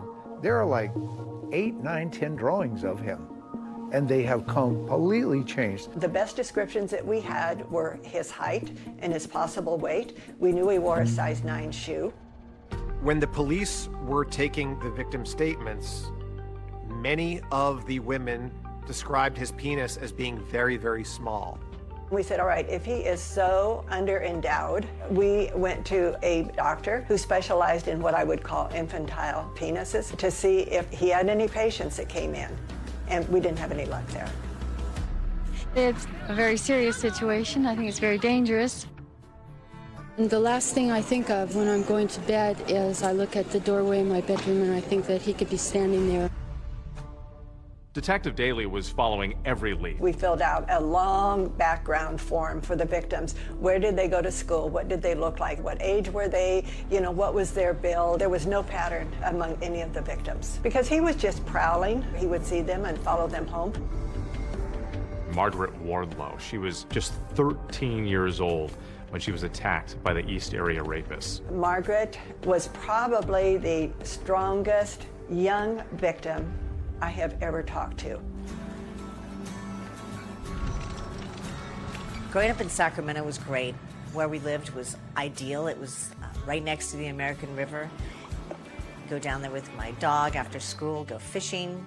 Totally felt safe. Margaret had a curiosity about her. She wanted to know about the East Area rapists.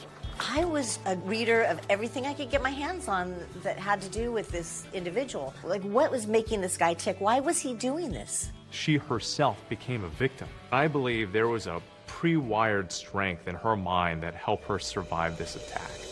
It was a school night, just my mother and myself. I went to bed at like a regular school night hour. I was awoken about 2:30 in the morning with a flashlight in my face. I thought it was a joke. I thought my mom had asked him to like come in and wake me up and scare me or something. As he tied her up and then went into the mother's room, Margaret knew that either her or her mother were going to be the victim. The rapist tied up her mother and put plates on her back as a warning device. He did that with so many of the victims when there was more than one person in the house. If he heard anybody moving, he was right back and told them, don't move, I'm gonna kill you, I'll kill you. Putting the dishes on someone's back, he knows he has to do something, either hurt them, flee. So as much of the bravado as he's trying to convey, he's scared of the physical confrontation. A little voice inside of me said, you know, you get out of a lot of stuff, Margaret, but you're not going to get out of this one. The whole time he'd been threatening me. He'd been saying, do you want to die? He wanted fear. He wanted to see fear in me. This is your psychological sadist. He is enjoying controlling that woman like that. This guy was so beyond the pale, and that was why Michelle was so interested in him, is because he was so frightening. The way he walks around people's houses and the way he destroys them and sort of hangs out and eats, there's something so psychologically fascinating about that to me. It's like he got to the emotional center of people's lives and just wanted to destroy that. Michelle caught the bug. She started going down the rabbit holes in this case. At this point, instead of writing a book, she was investigating the case. I'm obsessed. It's not healthy. I know the strangest details about him. I know his blood type. I know his penis size. He vaulted fences. He escaped foot chases. But I believe it's the rare moments when he was human that will be his downfall in the end. As time went on, this East Area rapist started to crisscross Sacramento, attacking women home alone or women with their kids in the middle of the night.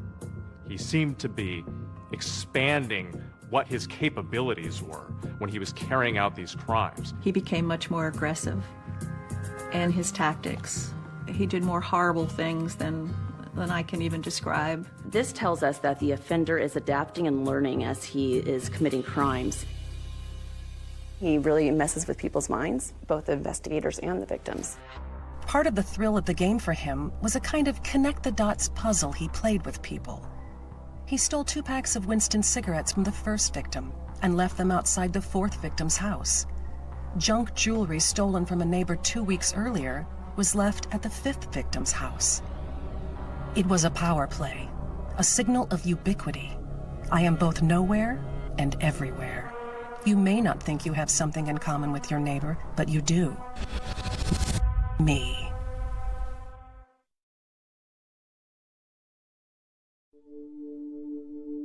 Michelle started as a blogger talking about cases that no one else was paying attention to and trying to get people motivated to look at those cases. The case dragged me under quickly. Curiosity turned to clawing hunger. I was on the hunt, absorbed by a click fever that connected my propulsive tapping with a dopamine rush. I wasn't alone. I found a group of hardcore seekers who congregated on an online message board and exchanged clues and theories on the case. Citizen sleuths, they are ordinary people that go to work, they go home, they put their kids to bed, and then they go on the computer. and they spend hours and hours trying to solve certain crimes. My name is Paul Haynes. I was Michelle McNamara's research collaborator. When I first began learning about the case, there was a specific forum dedicated to the East Area Rapist. It was the most active forum on that website. Paul Haynes was a writer living in Florida, and Michelle recognized that he had a great proclivity for digging into old archives and things. It was a case that a lot of citizen detectives got into because there were so many clues. Aaron's wasn't a supervillain. He was a man, a guy with habits and traits and preferences that, with enough examination, should shine like Hansel's breadcrumbs in the woods. My name is 𝐄𝐏𝐒, and I call myself a researcher. I started seeing patterns emerging to me where I became convinced it was solvable, because all of the crimes had common bonds. He was leaving ligatures at the scene with this particular knot. He would eat food out of the victims' refrigerators. I was spending every waking hour trying to find men who fit the criteria. And it was at that time that I first connected with Michelle. It's a fascinating community. I had been on those boards for a while following the story because everyone had such great information. Michelle's quest was to get this case solved. She just had an abiding curiosity in letting the details lead us to the perpetrator. The East Area Rapist would target not people, but neighborhoods. You can see the proximity of these homes to green belts like drainage ditches and creeks and canals. We believe he used the canal as an escape route, which ran along the back of so many properties. He was a great escape artist. These are passageways that this killer used to surveil the residents unseen, cloaked by the darkness of these green belts. He was able to look over those fences, look into those homes, look at what time people ate dinner. I mean, he knew what time the husband left. The Sacramento Sheriff's Office has invested more than 40,000 man-hours in the search for the East Area Rapist. Sacramento would have a helicopter up in the sky, and they all knew it was because they were chasing the East Area Rapist. It was terrible. It was terrible to hear that. Well, he didn't like it either. And it turns out that he served in Vietnam. He left Sacramento because of that helicopter. And then these things started up in the East Bay of San Francisco. There are two things known about the rapist. One is he has never been caught in a home where there was a man present. The other is he's never been in a home where there has been a big dog. The East Area Rapist worked on challenges. Everything he saw in the paper, if we said he didn't do something, he did it the next time. When the newspapers reported that he was just attacking single females, he took this as a challenge. At attack number 16, he's starting to attack with a man present, and then 2/3 of the attacks he does since then has a man present. He is purposefully choosing couples. My name's Gay Hardwick. And my name's Bob Hardwick. And we've been married 41 years this August. Happily married 41 years. Bob and Gay Hardwick were a couple living in Stockton, California. We had picked out a home in one of the little picture-perfect tree-lined streets. We were just happy in our new home, living together. The day of our attack was March 18th, 1978, and we were attack number 31. We had gone out to dinner and a movie, normal Friday night, and we came home around 10 o'clock and went to bed. Later that night, we were awakened by very bright light right in our faces and a voice saying, "Wake up, wake up." The attack on Bob and Gay Hardwick was much like all the other attacks in that he confronted Bob and Gay when they were in bed. He ordered her at gunpoint to bind Bob. Nothing you can do when there's a .357 Magnum pointed at your head. At your head. He then bound Gay. He retied Bob, turns him over, puts the plates on his back as a warning device. Things would go silent for a period of time. And then as soon as they moved, he was right in their face. Move and I'll kill you. Ultimately, he moved Gay into the living room where he sexually assaulted her. You're convinced at that moment that this is not a full human being that you're dealing with. He can not only humiliate a woman who's about to rape, but he can also completely, in his mind, emasculate her partner, putting him in a position where he is helpless and has to listen to what's going on in a different room. These attacks are happening in the macho 1970s, $6 million man. We have the capability to make the world's first bionic man.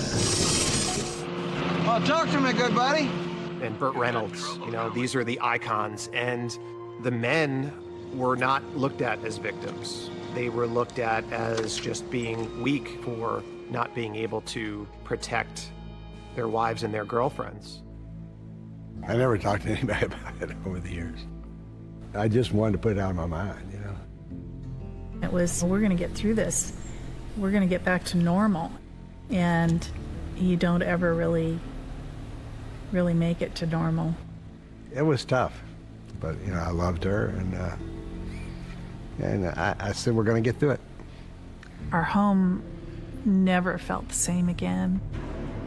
Every surface that you could think of was covered in fingerprint dust. It just looked like a smoke bomb had been set off in our house. It was contaminated and ruined for us. He wasn't out attacking people on lovers' lanes or in parks. He was attacking people where they feel the most safe, in bed with their partner in their home. And he was able to say, you know what?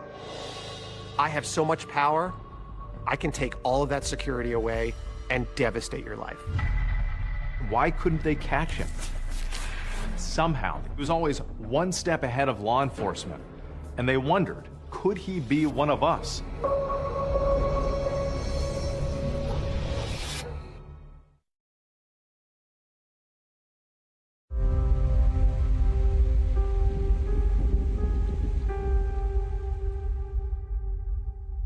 After the East Area Rapist would terrorize these women, sometimes he would call them and taunt them. Hello? Hello?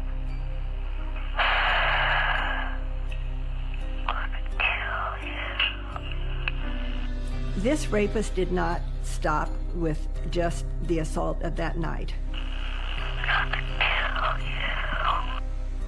He terrorized them their whole lives. This is that psychological sadist at work. He is getting off on continuing to cause fear in his victim.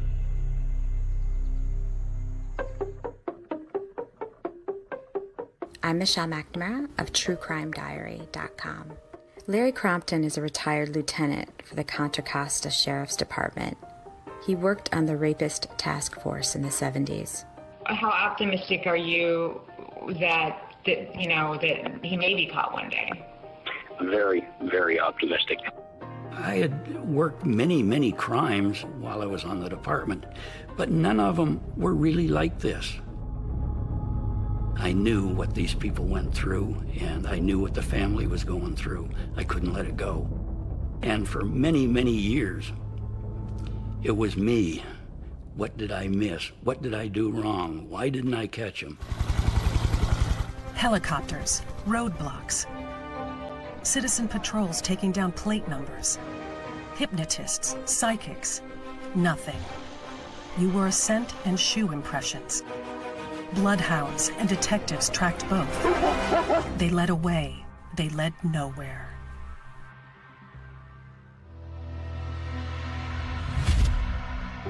He next shows up down in Modesto in June of 1978. He attacks a couple down there. And then 48 hours later, he's up in the town of Davis, over 110 driving miles away, and is attacking a UC Davis co-ed there. Early Wednesday morning, the infamous masked man made his 44th attack on a young couple living in Mission San Jose. It was as if he knew what police were doing. And all along, many of the detectives who were working the case thought that maybe he was a police officer or military. And ultimately, that turned out to be true. You should have seen me coming. One of the things that's important to remember when you're looking at Joseph D'Angelo is he actually graduated with an associate degree in police science. He had told Bonnie that his aspiration was to join the California Highway Patrol. You should have seen me coming. He studied evidence and he studied crime scene. He went to Northern California and he applied with the Auburn Police Department and was hired there. And then that's when he started his rapes. He actually started out committing crimes as a teenager. At some point, he even blew up a dog with a firework, killed the dog while he was committing a residential burglary. You should have seen me coming. It makes sense that somebody who has a need for control, wants to be in power, would be attracted to a position that allows him to have that every single day. When I was working the cases, I thought he's got to be in law enforcement. The first clue was in attack number 3 in Sacramento. He had gloves on to protect from fingerprints, and he's got a gun in one hand and a padded baton. You had better catch him. He is going to kill. He wants to kill. It was never enough to commit the horrible crimes. It always had to be, and let me do something more. We all want to think that we would recognize a serial killer based on how this person looks. I wonder if he was out stalking his next victim. I don't know, because everything seems so normal. The scariest aspects of serial killers is they don't look different. From the very beginning, I knew DNA was going to solve this case. Police had been sitting on this genetic fingerprint for 4 decades. Holy smokes, this is like the big break.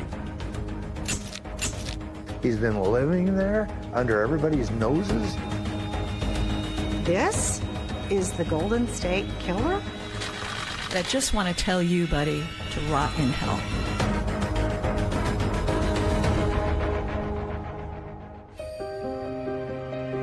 Michelle McNamara was a true crime blogger.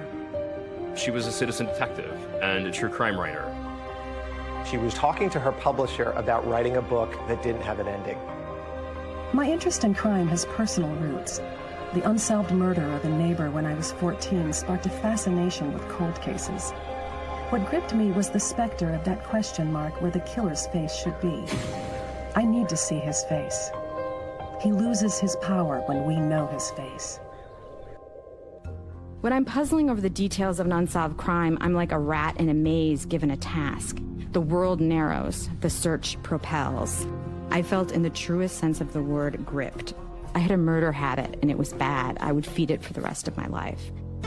I considered Michelle McNamara a friend. She impacted the Golden State Killer case. One way we're able to keep on investigating the case is to have public interest, to have the online interest, and she helped push that. On a sleepless night last July, I Googled a description of a pair of cufflinks he stole. Then a jolt of recognition. There they were.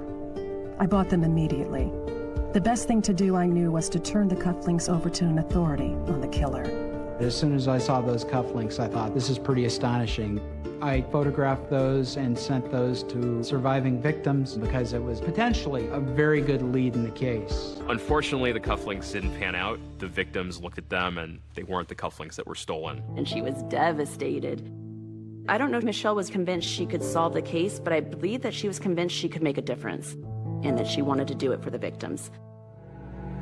He forced the woman at knife point to tie up her boyfriend, then he tied her up and raped her. The East Area rapist has struck 40 times in the last 2.5 years, and he hasn't been caught yet.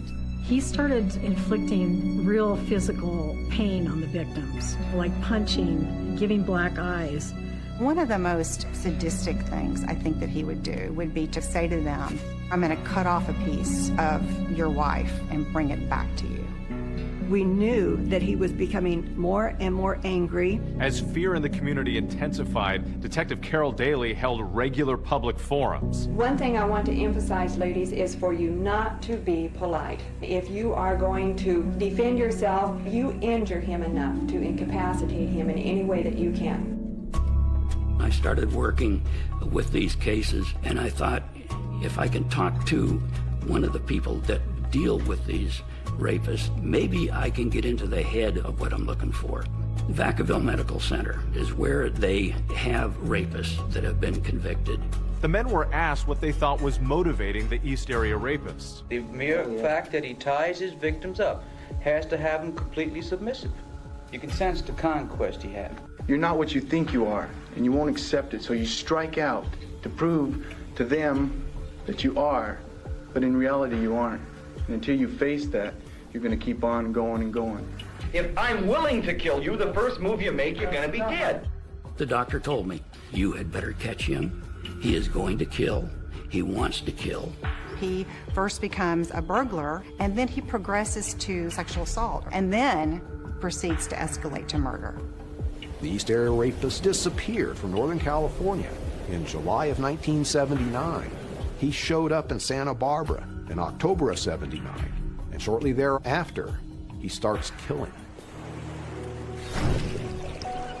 The Pacific Ocean was warming up, an inviting churn of white caps making its way towards soft sand and an endless line of 100-foot palm trees. Golden teenage boys with blank hair and effortless muscles headed for the water with their boards in a gait the locals called the Surfer Bounce. This was Santa Barbara's magic time. Dr. Offerman was an orthopedic surgeon. He had begun dating a psychologist named Alexandra Manning. On the morning of December 30th, 1979, some friends of Robert Offerman's had shown up at his condo for a tennis game. There was no answer at the door. I went in the sliding door and looked around the living room. On the floor, there were Christmas ornaments that had fallen off on the ground. Some balloons right by the sliding door, which I thought he wouldn't leave it there, so we knew something was wrong. So I took a right towards his bedroom, and that's when I saw Miss Manning on the bed, and he was on the floor. Offerman and Manning both were shot and killed. It was the holidays. As authorities processed the crime scene, they stepped around a turkey carcass wrapped in cellophane that had been discarded on the patio. They concluded that at some point the killer had opened the refrigerator and helped himself to Dr. Offerman's leftover Christmas dinner. It was never enough to commit the horrible crimes. It always had to be, and let me do something more. Let me go into your refrigerator and eat your holiday meal. The level of depravity that this man had and the execution of it was despicable and shocking. Larry Crompton, who led the EAR task force in Contra Costa County, reached out to Santa Barbara investigators and told them this sounds like the East Area rapist that we've been dealing with. When I called Santa Barbara and talked to the lieutenant and said, I heard that you had a double homicide, would like to know about it because we think it's our rapist that is down there. And he said, don't know what you're talking about. Haven't had anything like that. Nope. Law enforcement agencies weren't necessarily as connected as they are now. I think there was still this thought that these are isolated instances throughout California. And that was it. It was so frustrating. I am sure that Larry Crompton called many jurisdictions because he truly believed that the rapist would move on and become a killer. Santa Barbara is an enclave of rich people. You've got Ronald Reagan. You've got people that are worried about their property values. They don't want news about a double murder in a house going wide. Pretty soon it gets off the front page.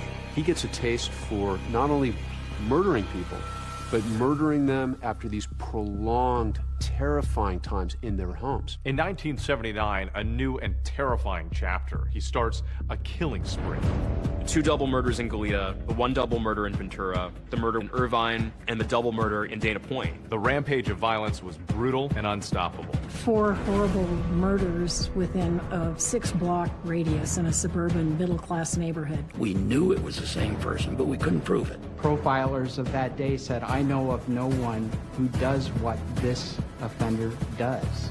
I thought once he started killing, there's no way he can stop, and he's going to continue to do it.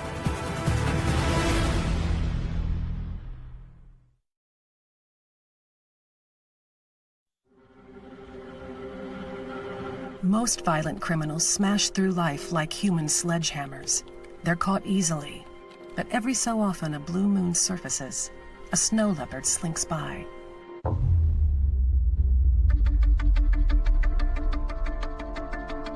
After 1981, we don't have an attack for 5 years.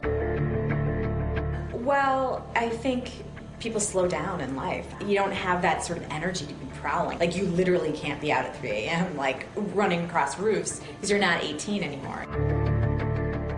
I don't believe that his sexual deviances went away, but I can believe that he found other, less risky ways of satisfying those urges.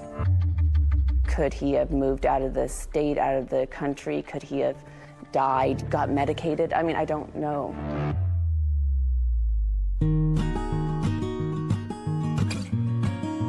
In 1981, Joe DeAngelo became a father. The first of his 3 daughters was born. The second of his 3 daughters was born in '86. And then his 3rd daughter was born in 1989. He had a wife who was a lawyer. He lived a middle-class existence. He sent all his girls through Montessori schools, and he would take them to their different sports events, the horseback riding, the roller skating. We all want to think that we would recognize a serial killer based on how this person looks.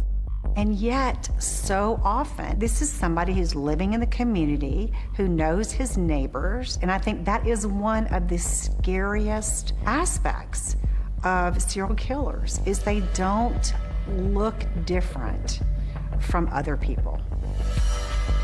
My sister and I, Melody, used to take turns going out and babysitting while Sharon was in school. And I didn't start thinking about it till after he was arrested. Because when they started showing all these dates, I'm going, oh my goodness. I wonder if he was out stalking his next victim. I don't know.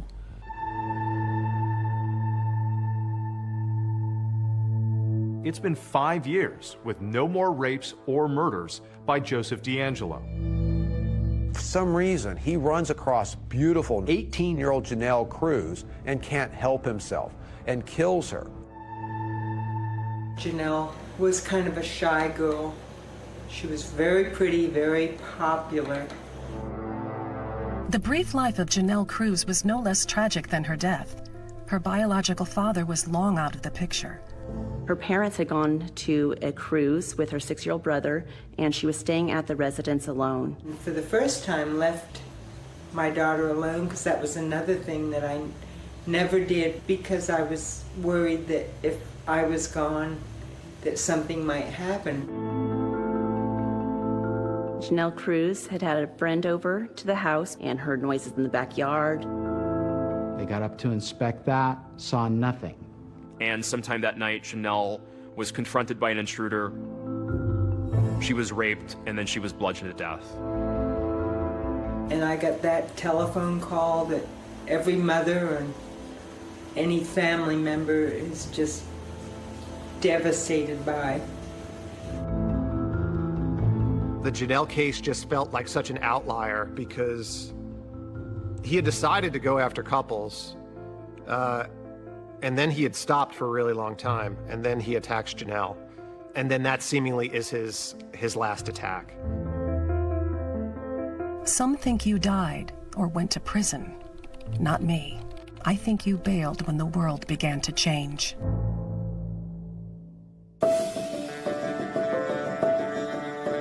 In the 1970s, there was no DNA. The investigators had evidence, but couldn't connect the crime scenes. They needed the science to catch up. DNA didn't enter the forensic landscape until about 1986, 1987. It would take 15 years for DNA to finally link the Northern California East Area Rapist series with the Southern California homicides, as all being done by one man. I was immediately on the phone to Larry Poole down at Orange County Sheriff's Office, and we're talking about, holy smokes, this is like the big break. But detectives still had no idea who he was. I got a little excited maybe in the first 18 to 24 months, but over the years, I chronicled and logged over 8,700 suspects in the investigation. After 5 years, we got no match, and after 10 years, we got no match, and we just were not getting a hit.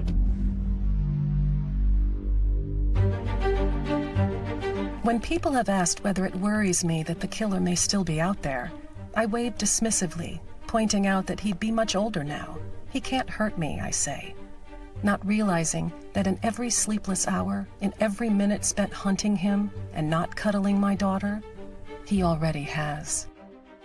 Michelle McNamara was a mom, married to actor Patton Oswalt, investigating this case and working on a book. Patton describes her as staying awake at all hours of the night, would not put down her computer, would not put away the files. At the same time, struggling with her writing and publication deadlines, and she began self-medicating. I actually see her as being his final victim.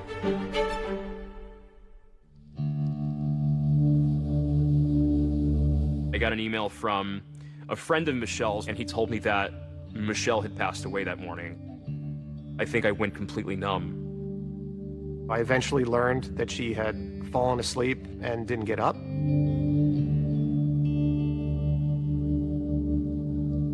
According to the medical examiner's report, Michelle died from a combination of fentanyl, Xanax, and I believe Adderall. And that's when the magnitude of her loss hit me. I immediately thought, what can I do? I can help finish this book.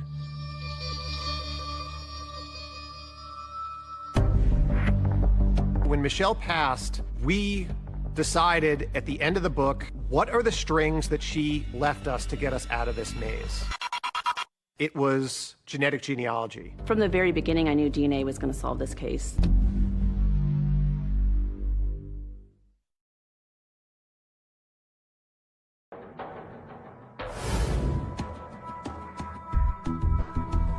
Thousands of pieces of a jigsaw puzzle, and only one person knew what it was supposed to look like.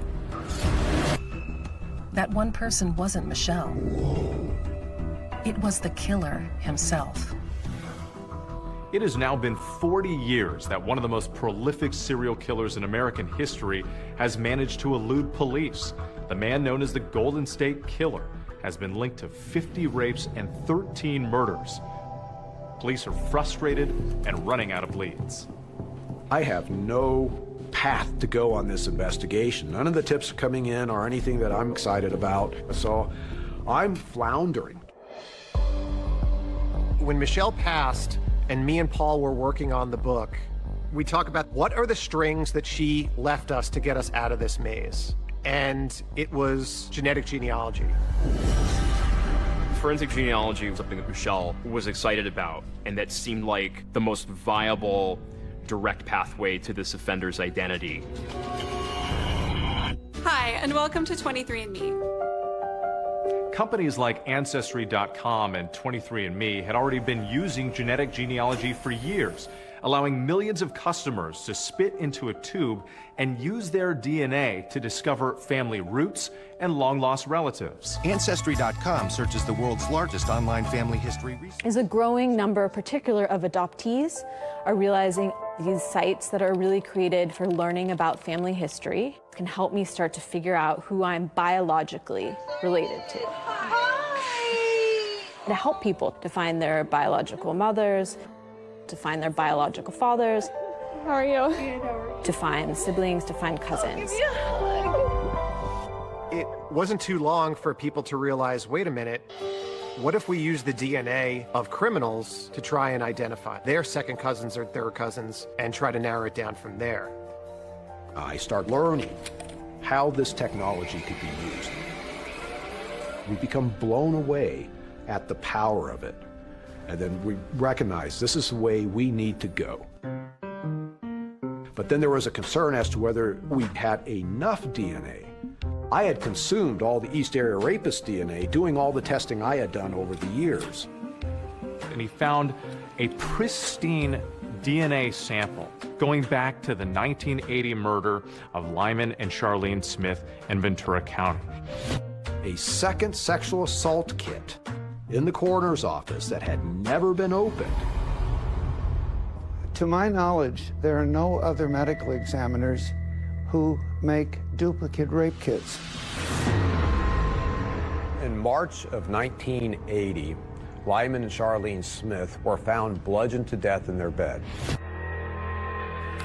It was a horrific scene that I will never forget. I'd arrive at the scene with my little suitcase, a tube rack, dry ice, and a microscope.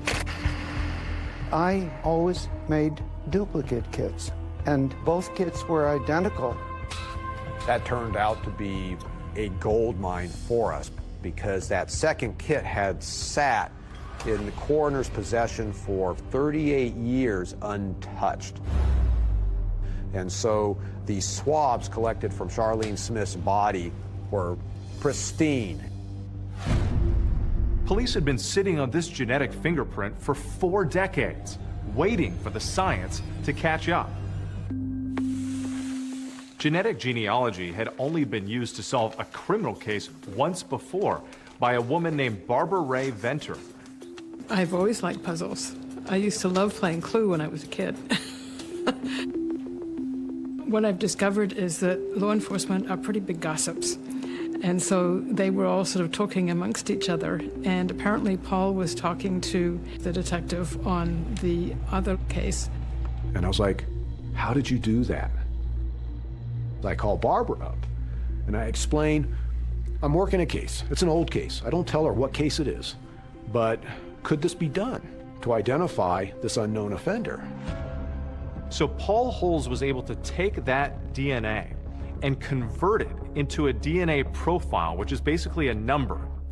And he used this no-frills genealogy website called GEDmatch. And I just uploaded the Golden State Killer's profile and allowed the GEDmatch servers to do their magic and produce the list of people that potentially shared some DNA with my offender. We were all logging in several times a day to see if the matches are there. Then all of a sudden, he started connecting to some distant relatives. We're talking 3rd, 4th, 5th cousins. So we immediately knew that we were going to be building a lot of family trees to sort out who he was. We're now trying to identify common ancestors from this list of people who share DNA with the person we're looking for. And we end up spending 4 months building family trees. And unlike if you were to upload your DNA to a website and try to build out a family tree from yourself being the beginning point, this is reverse engineering a family tree. So you start with a wide swath of potential relatives, and by a painstaking process of elimination, you start cutting down that pool. Narrow it down, narrow it down, narrow it down. Genealogy testing had indicated that our offender was of European descent. 40% Southern European, and a number of the matches that we had were with people who had Italian surnames. Once it came down to that final pool, that's when the real detective work began. You had to hit public records. Things like marriage certificates, birth certificates, grave site markings. So now we only had 6 men on the list. So now they had to be a certain age, they had to be in Northern California, and they had to be related only through the maternal line to our crime scene DNA. And at that point, We then had one other piece of information that we hadn't applied yet, and that was eye color. She looks at a separate tool on a related site that suggests that their suspect had blue eyes and was bald. The FBI then pulled the California DMV records for those 6 men. Only one had blue eyes. Joseph DeAngelo. Joseph DeAngelo. Joseph DeAngelo.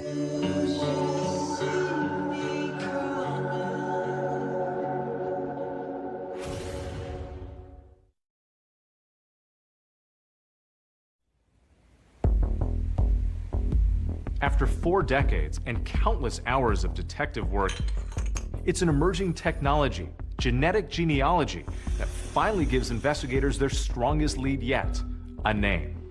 Who is this guy? I need to start drilling down on him, and I'm now within a couple of weeks of retiring. So I'm trying to find out as much as possible, as fast as possible about Joe DeAngelo. He's not in any of the criminal databases, so police start putting together a case to either eliminate him or prove he is in fact the man they're looking for.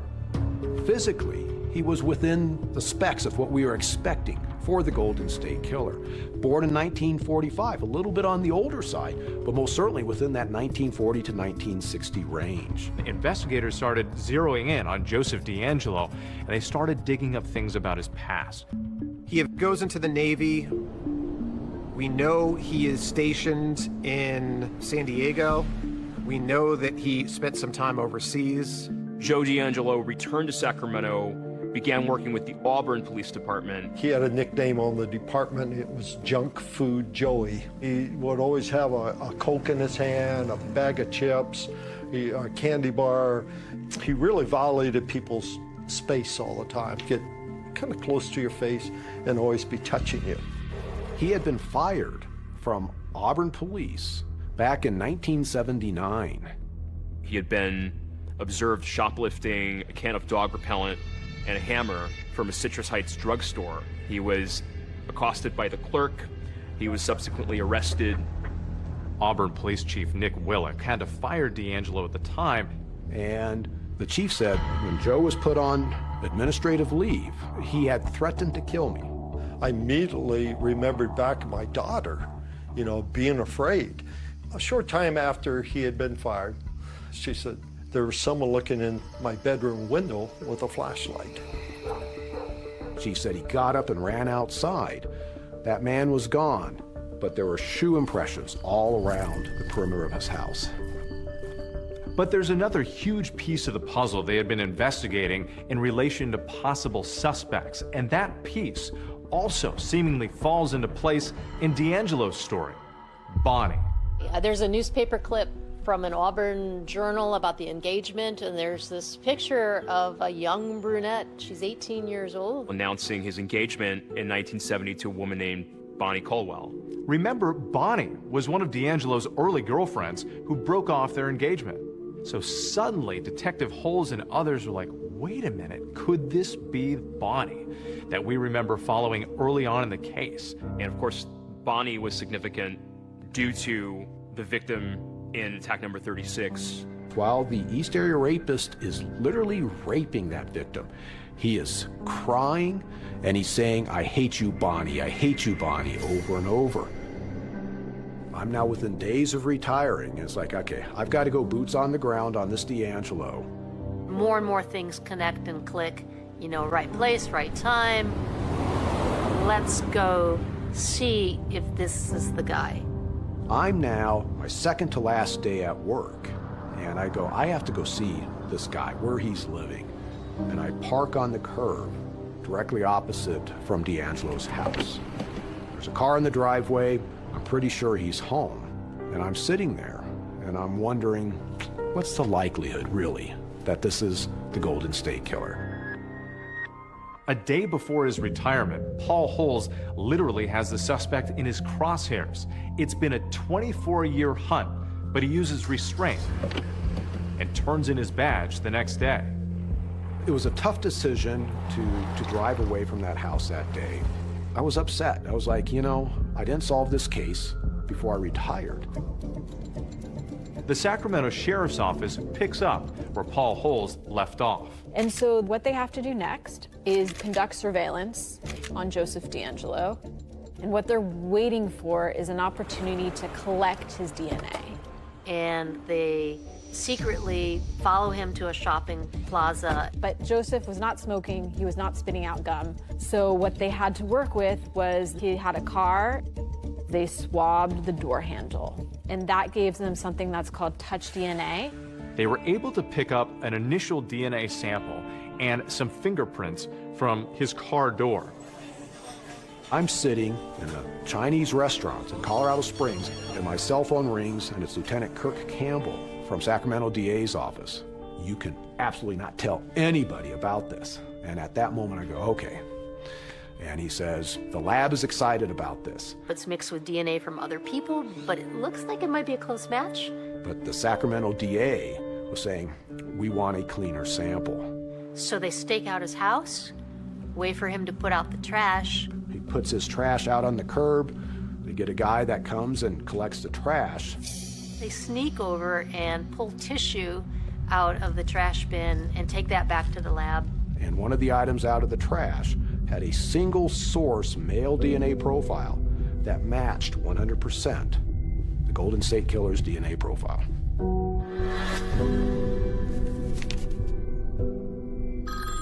Get this call from my chief deputy. I think his first words are you sitting down? And I asked him a million times, and I'm like, you better not be messing with me. He goes, they're shaking, Anne-Marie. They're shaking at the crime lab. They got a match, but now they have to get the suspect into custody. So they call Paul Holes back to assist with the operation. There was concerns about how he would respond if this did not go smoothly. I can imagine they were prepared for every scenario. This is somebody who has been a sophisticated, a diverse, sadistic killer.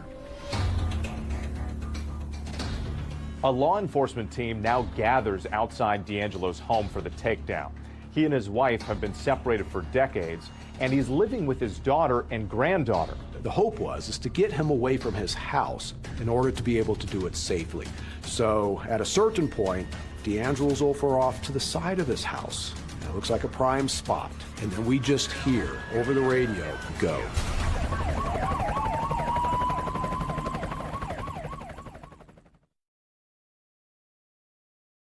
You can run on for a long time, run on for a long time. He's been called the East Side Rapist, the Visalia Ransacker, the original Night Stalker. Run on for a long time. And the Golden State Killer. Today, it's our pleasure to call him defendant. Sooner or later, God will cut you down. That bombshell arrest, that former police officer. 72-year-old Joseph James DeAngelo. He's been described as one of the most prolific serial killers that terrorized California for decades. Sooner or later, God will cut you down. The arrest of Joseph DeAngelo dropped like a bomb. All these years, hiding in plain sight.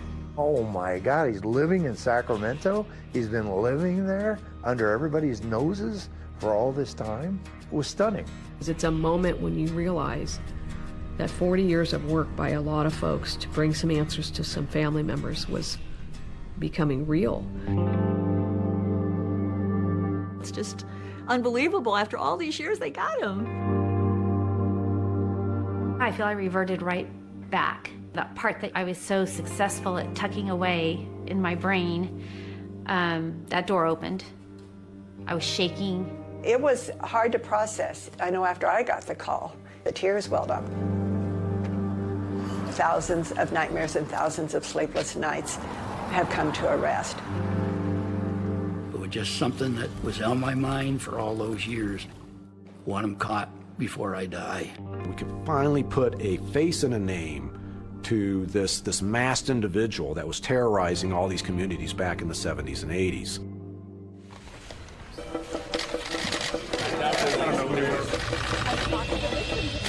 Joseph DeAngelo's first arraignment in court. Please make sure your cell phones are silent. Was a complete madhouse. It was a zoo. In the front rows were family members of victims and victims themselves. We were all super, super nervous. I start sobbing and sobbing, and I couldn't stop. Joseph James 𝐄𝐏𝐻𝐒. And then that moment, Joseph 𝐄𝐏𝐻𝐒, in a red-orange jumpsuit that says prisoner on the back, rolls in a wheelchair, hunched over, his hands handcuffed. This is the Golden State Killer? This old man? And he looks so harmless. And I think that is exactly the impression that he wants to create. Is Joseph James 𝐄𝐏𝐻𝐒 your true and correct legal name? I'm sorry? Yes. You have. At that moment, you could hear gasps. There was something about his voice that clearly brought back years of pain and fear. I thought, this has got to be a big act. In the week prior, he's riding a motorcycle at high speeds. He was walking around just fine. And within a day of his arrest, he's all of a sudden bound to a wheelchair. But then the jail surveillance camera tells a very different story. He's climbing up on the bunks and getting up on the vents and cleaning things. Doing exercises in the jail cell. He's a master of disguise. He used that during all of his crimes, and he has continued to use it, but now in a different way. Victims are still processing it. And the big question, why? Why did he do all of this? What really did transpire? Why he became this person, this predator? I think that's the million-dollar question. Mr. 𝐄𝐏𝐻𝐒 would like to make a brief statement.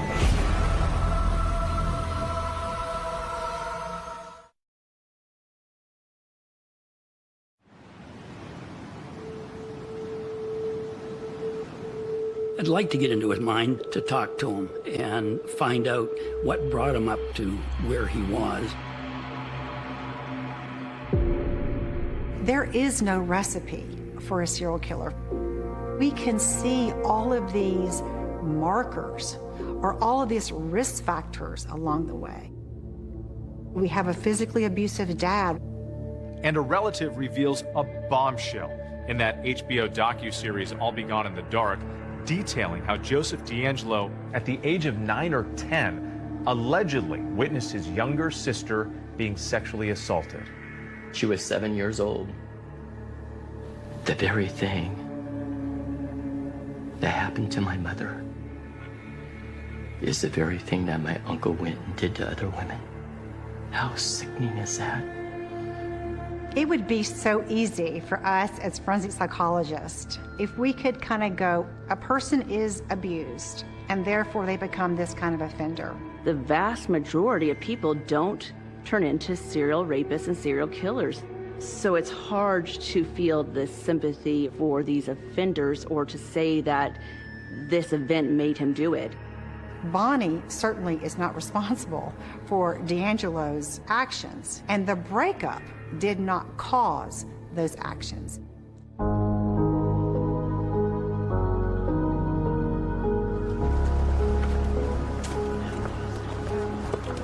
Sentencing today for the so-called Golden State Killer. Former police officer Joseph 𝐄𝐏𝐻𝐒 Jr. committed rapes and murders all across California. This is the matter of the people's state of California versus Joseph James 𝐄𝐏𝐻𝐒. This will be the first time that these people have seen him since the nights that they were victimized. This is a network of people that have come together that never knew each other, but share one thing in common. On March 18th, 1978, Joe 𝐄𝐏𝐻𝐒 attacked us while we were sleeping. He kidnapped me from my bed. He raped me repeatedly. I want you to look at me. You bound my wrist and ankles. You blindfolded me. Remember that? At 3 different times that night, I thought I was going to die.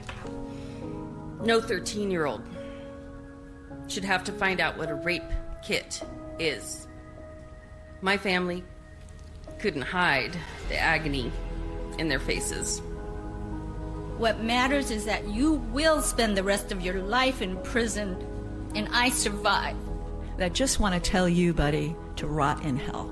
You will forever be known as a repulsive coward who hid behind a mask of evil.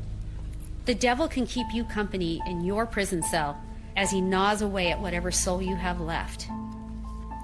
Mr. DeAngelo would like to make a brief statement. I've listened to all your statements, and I'm truly sorry to everyone I've hurt. Mr. DeAngelo is sentenced to a total of 11 life without the possibility of parole sentences, plus an additional life sentence, plus an additional 8 years. The survivors have spoken clearly. The defendant deserves no mercy.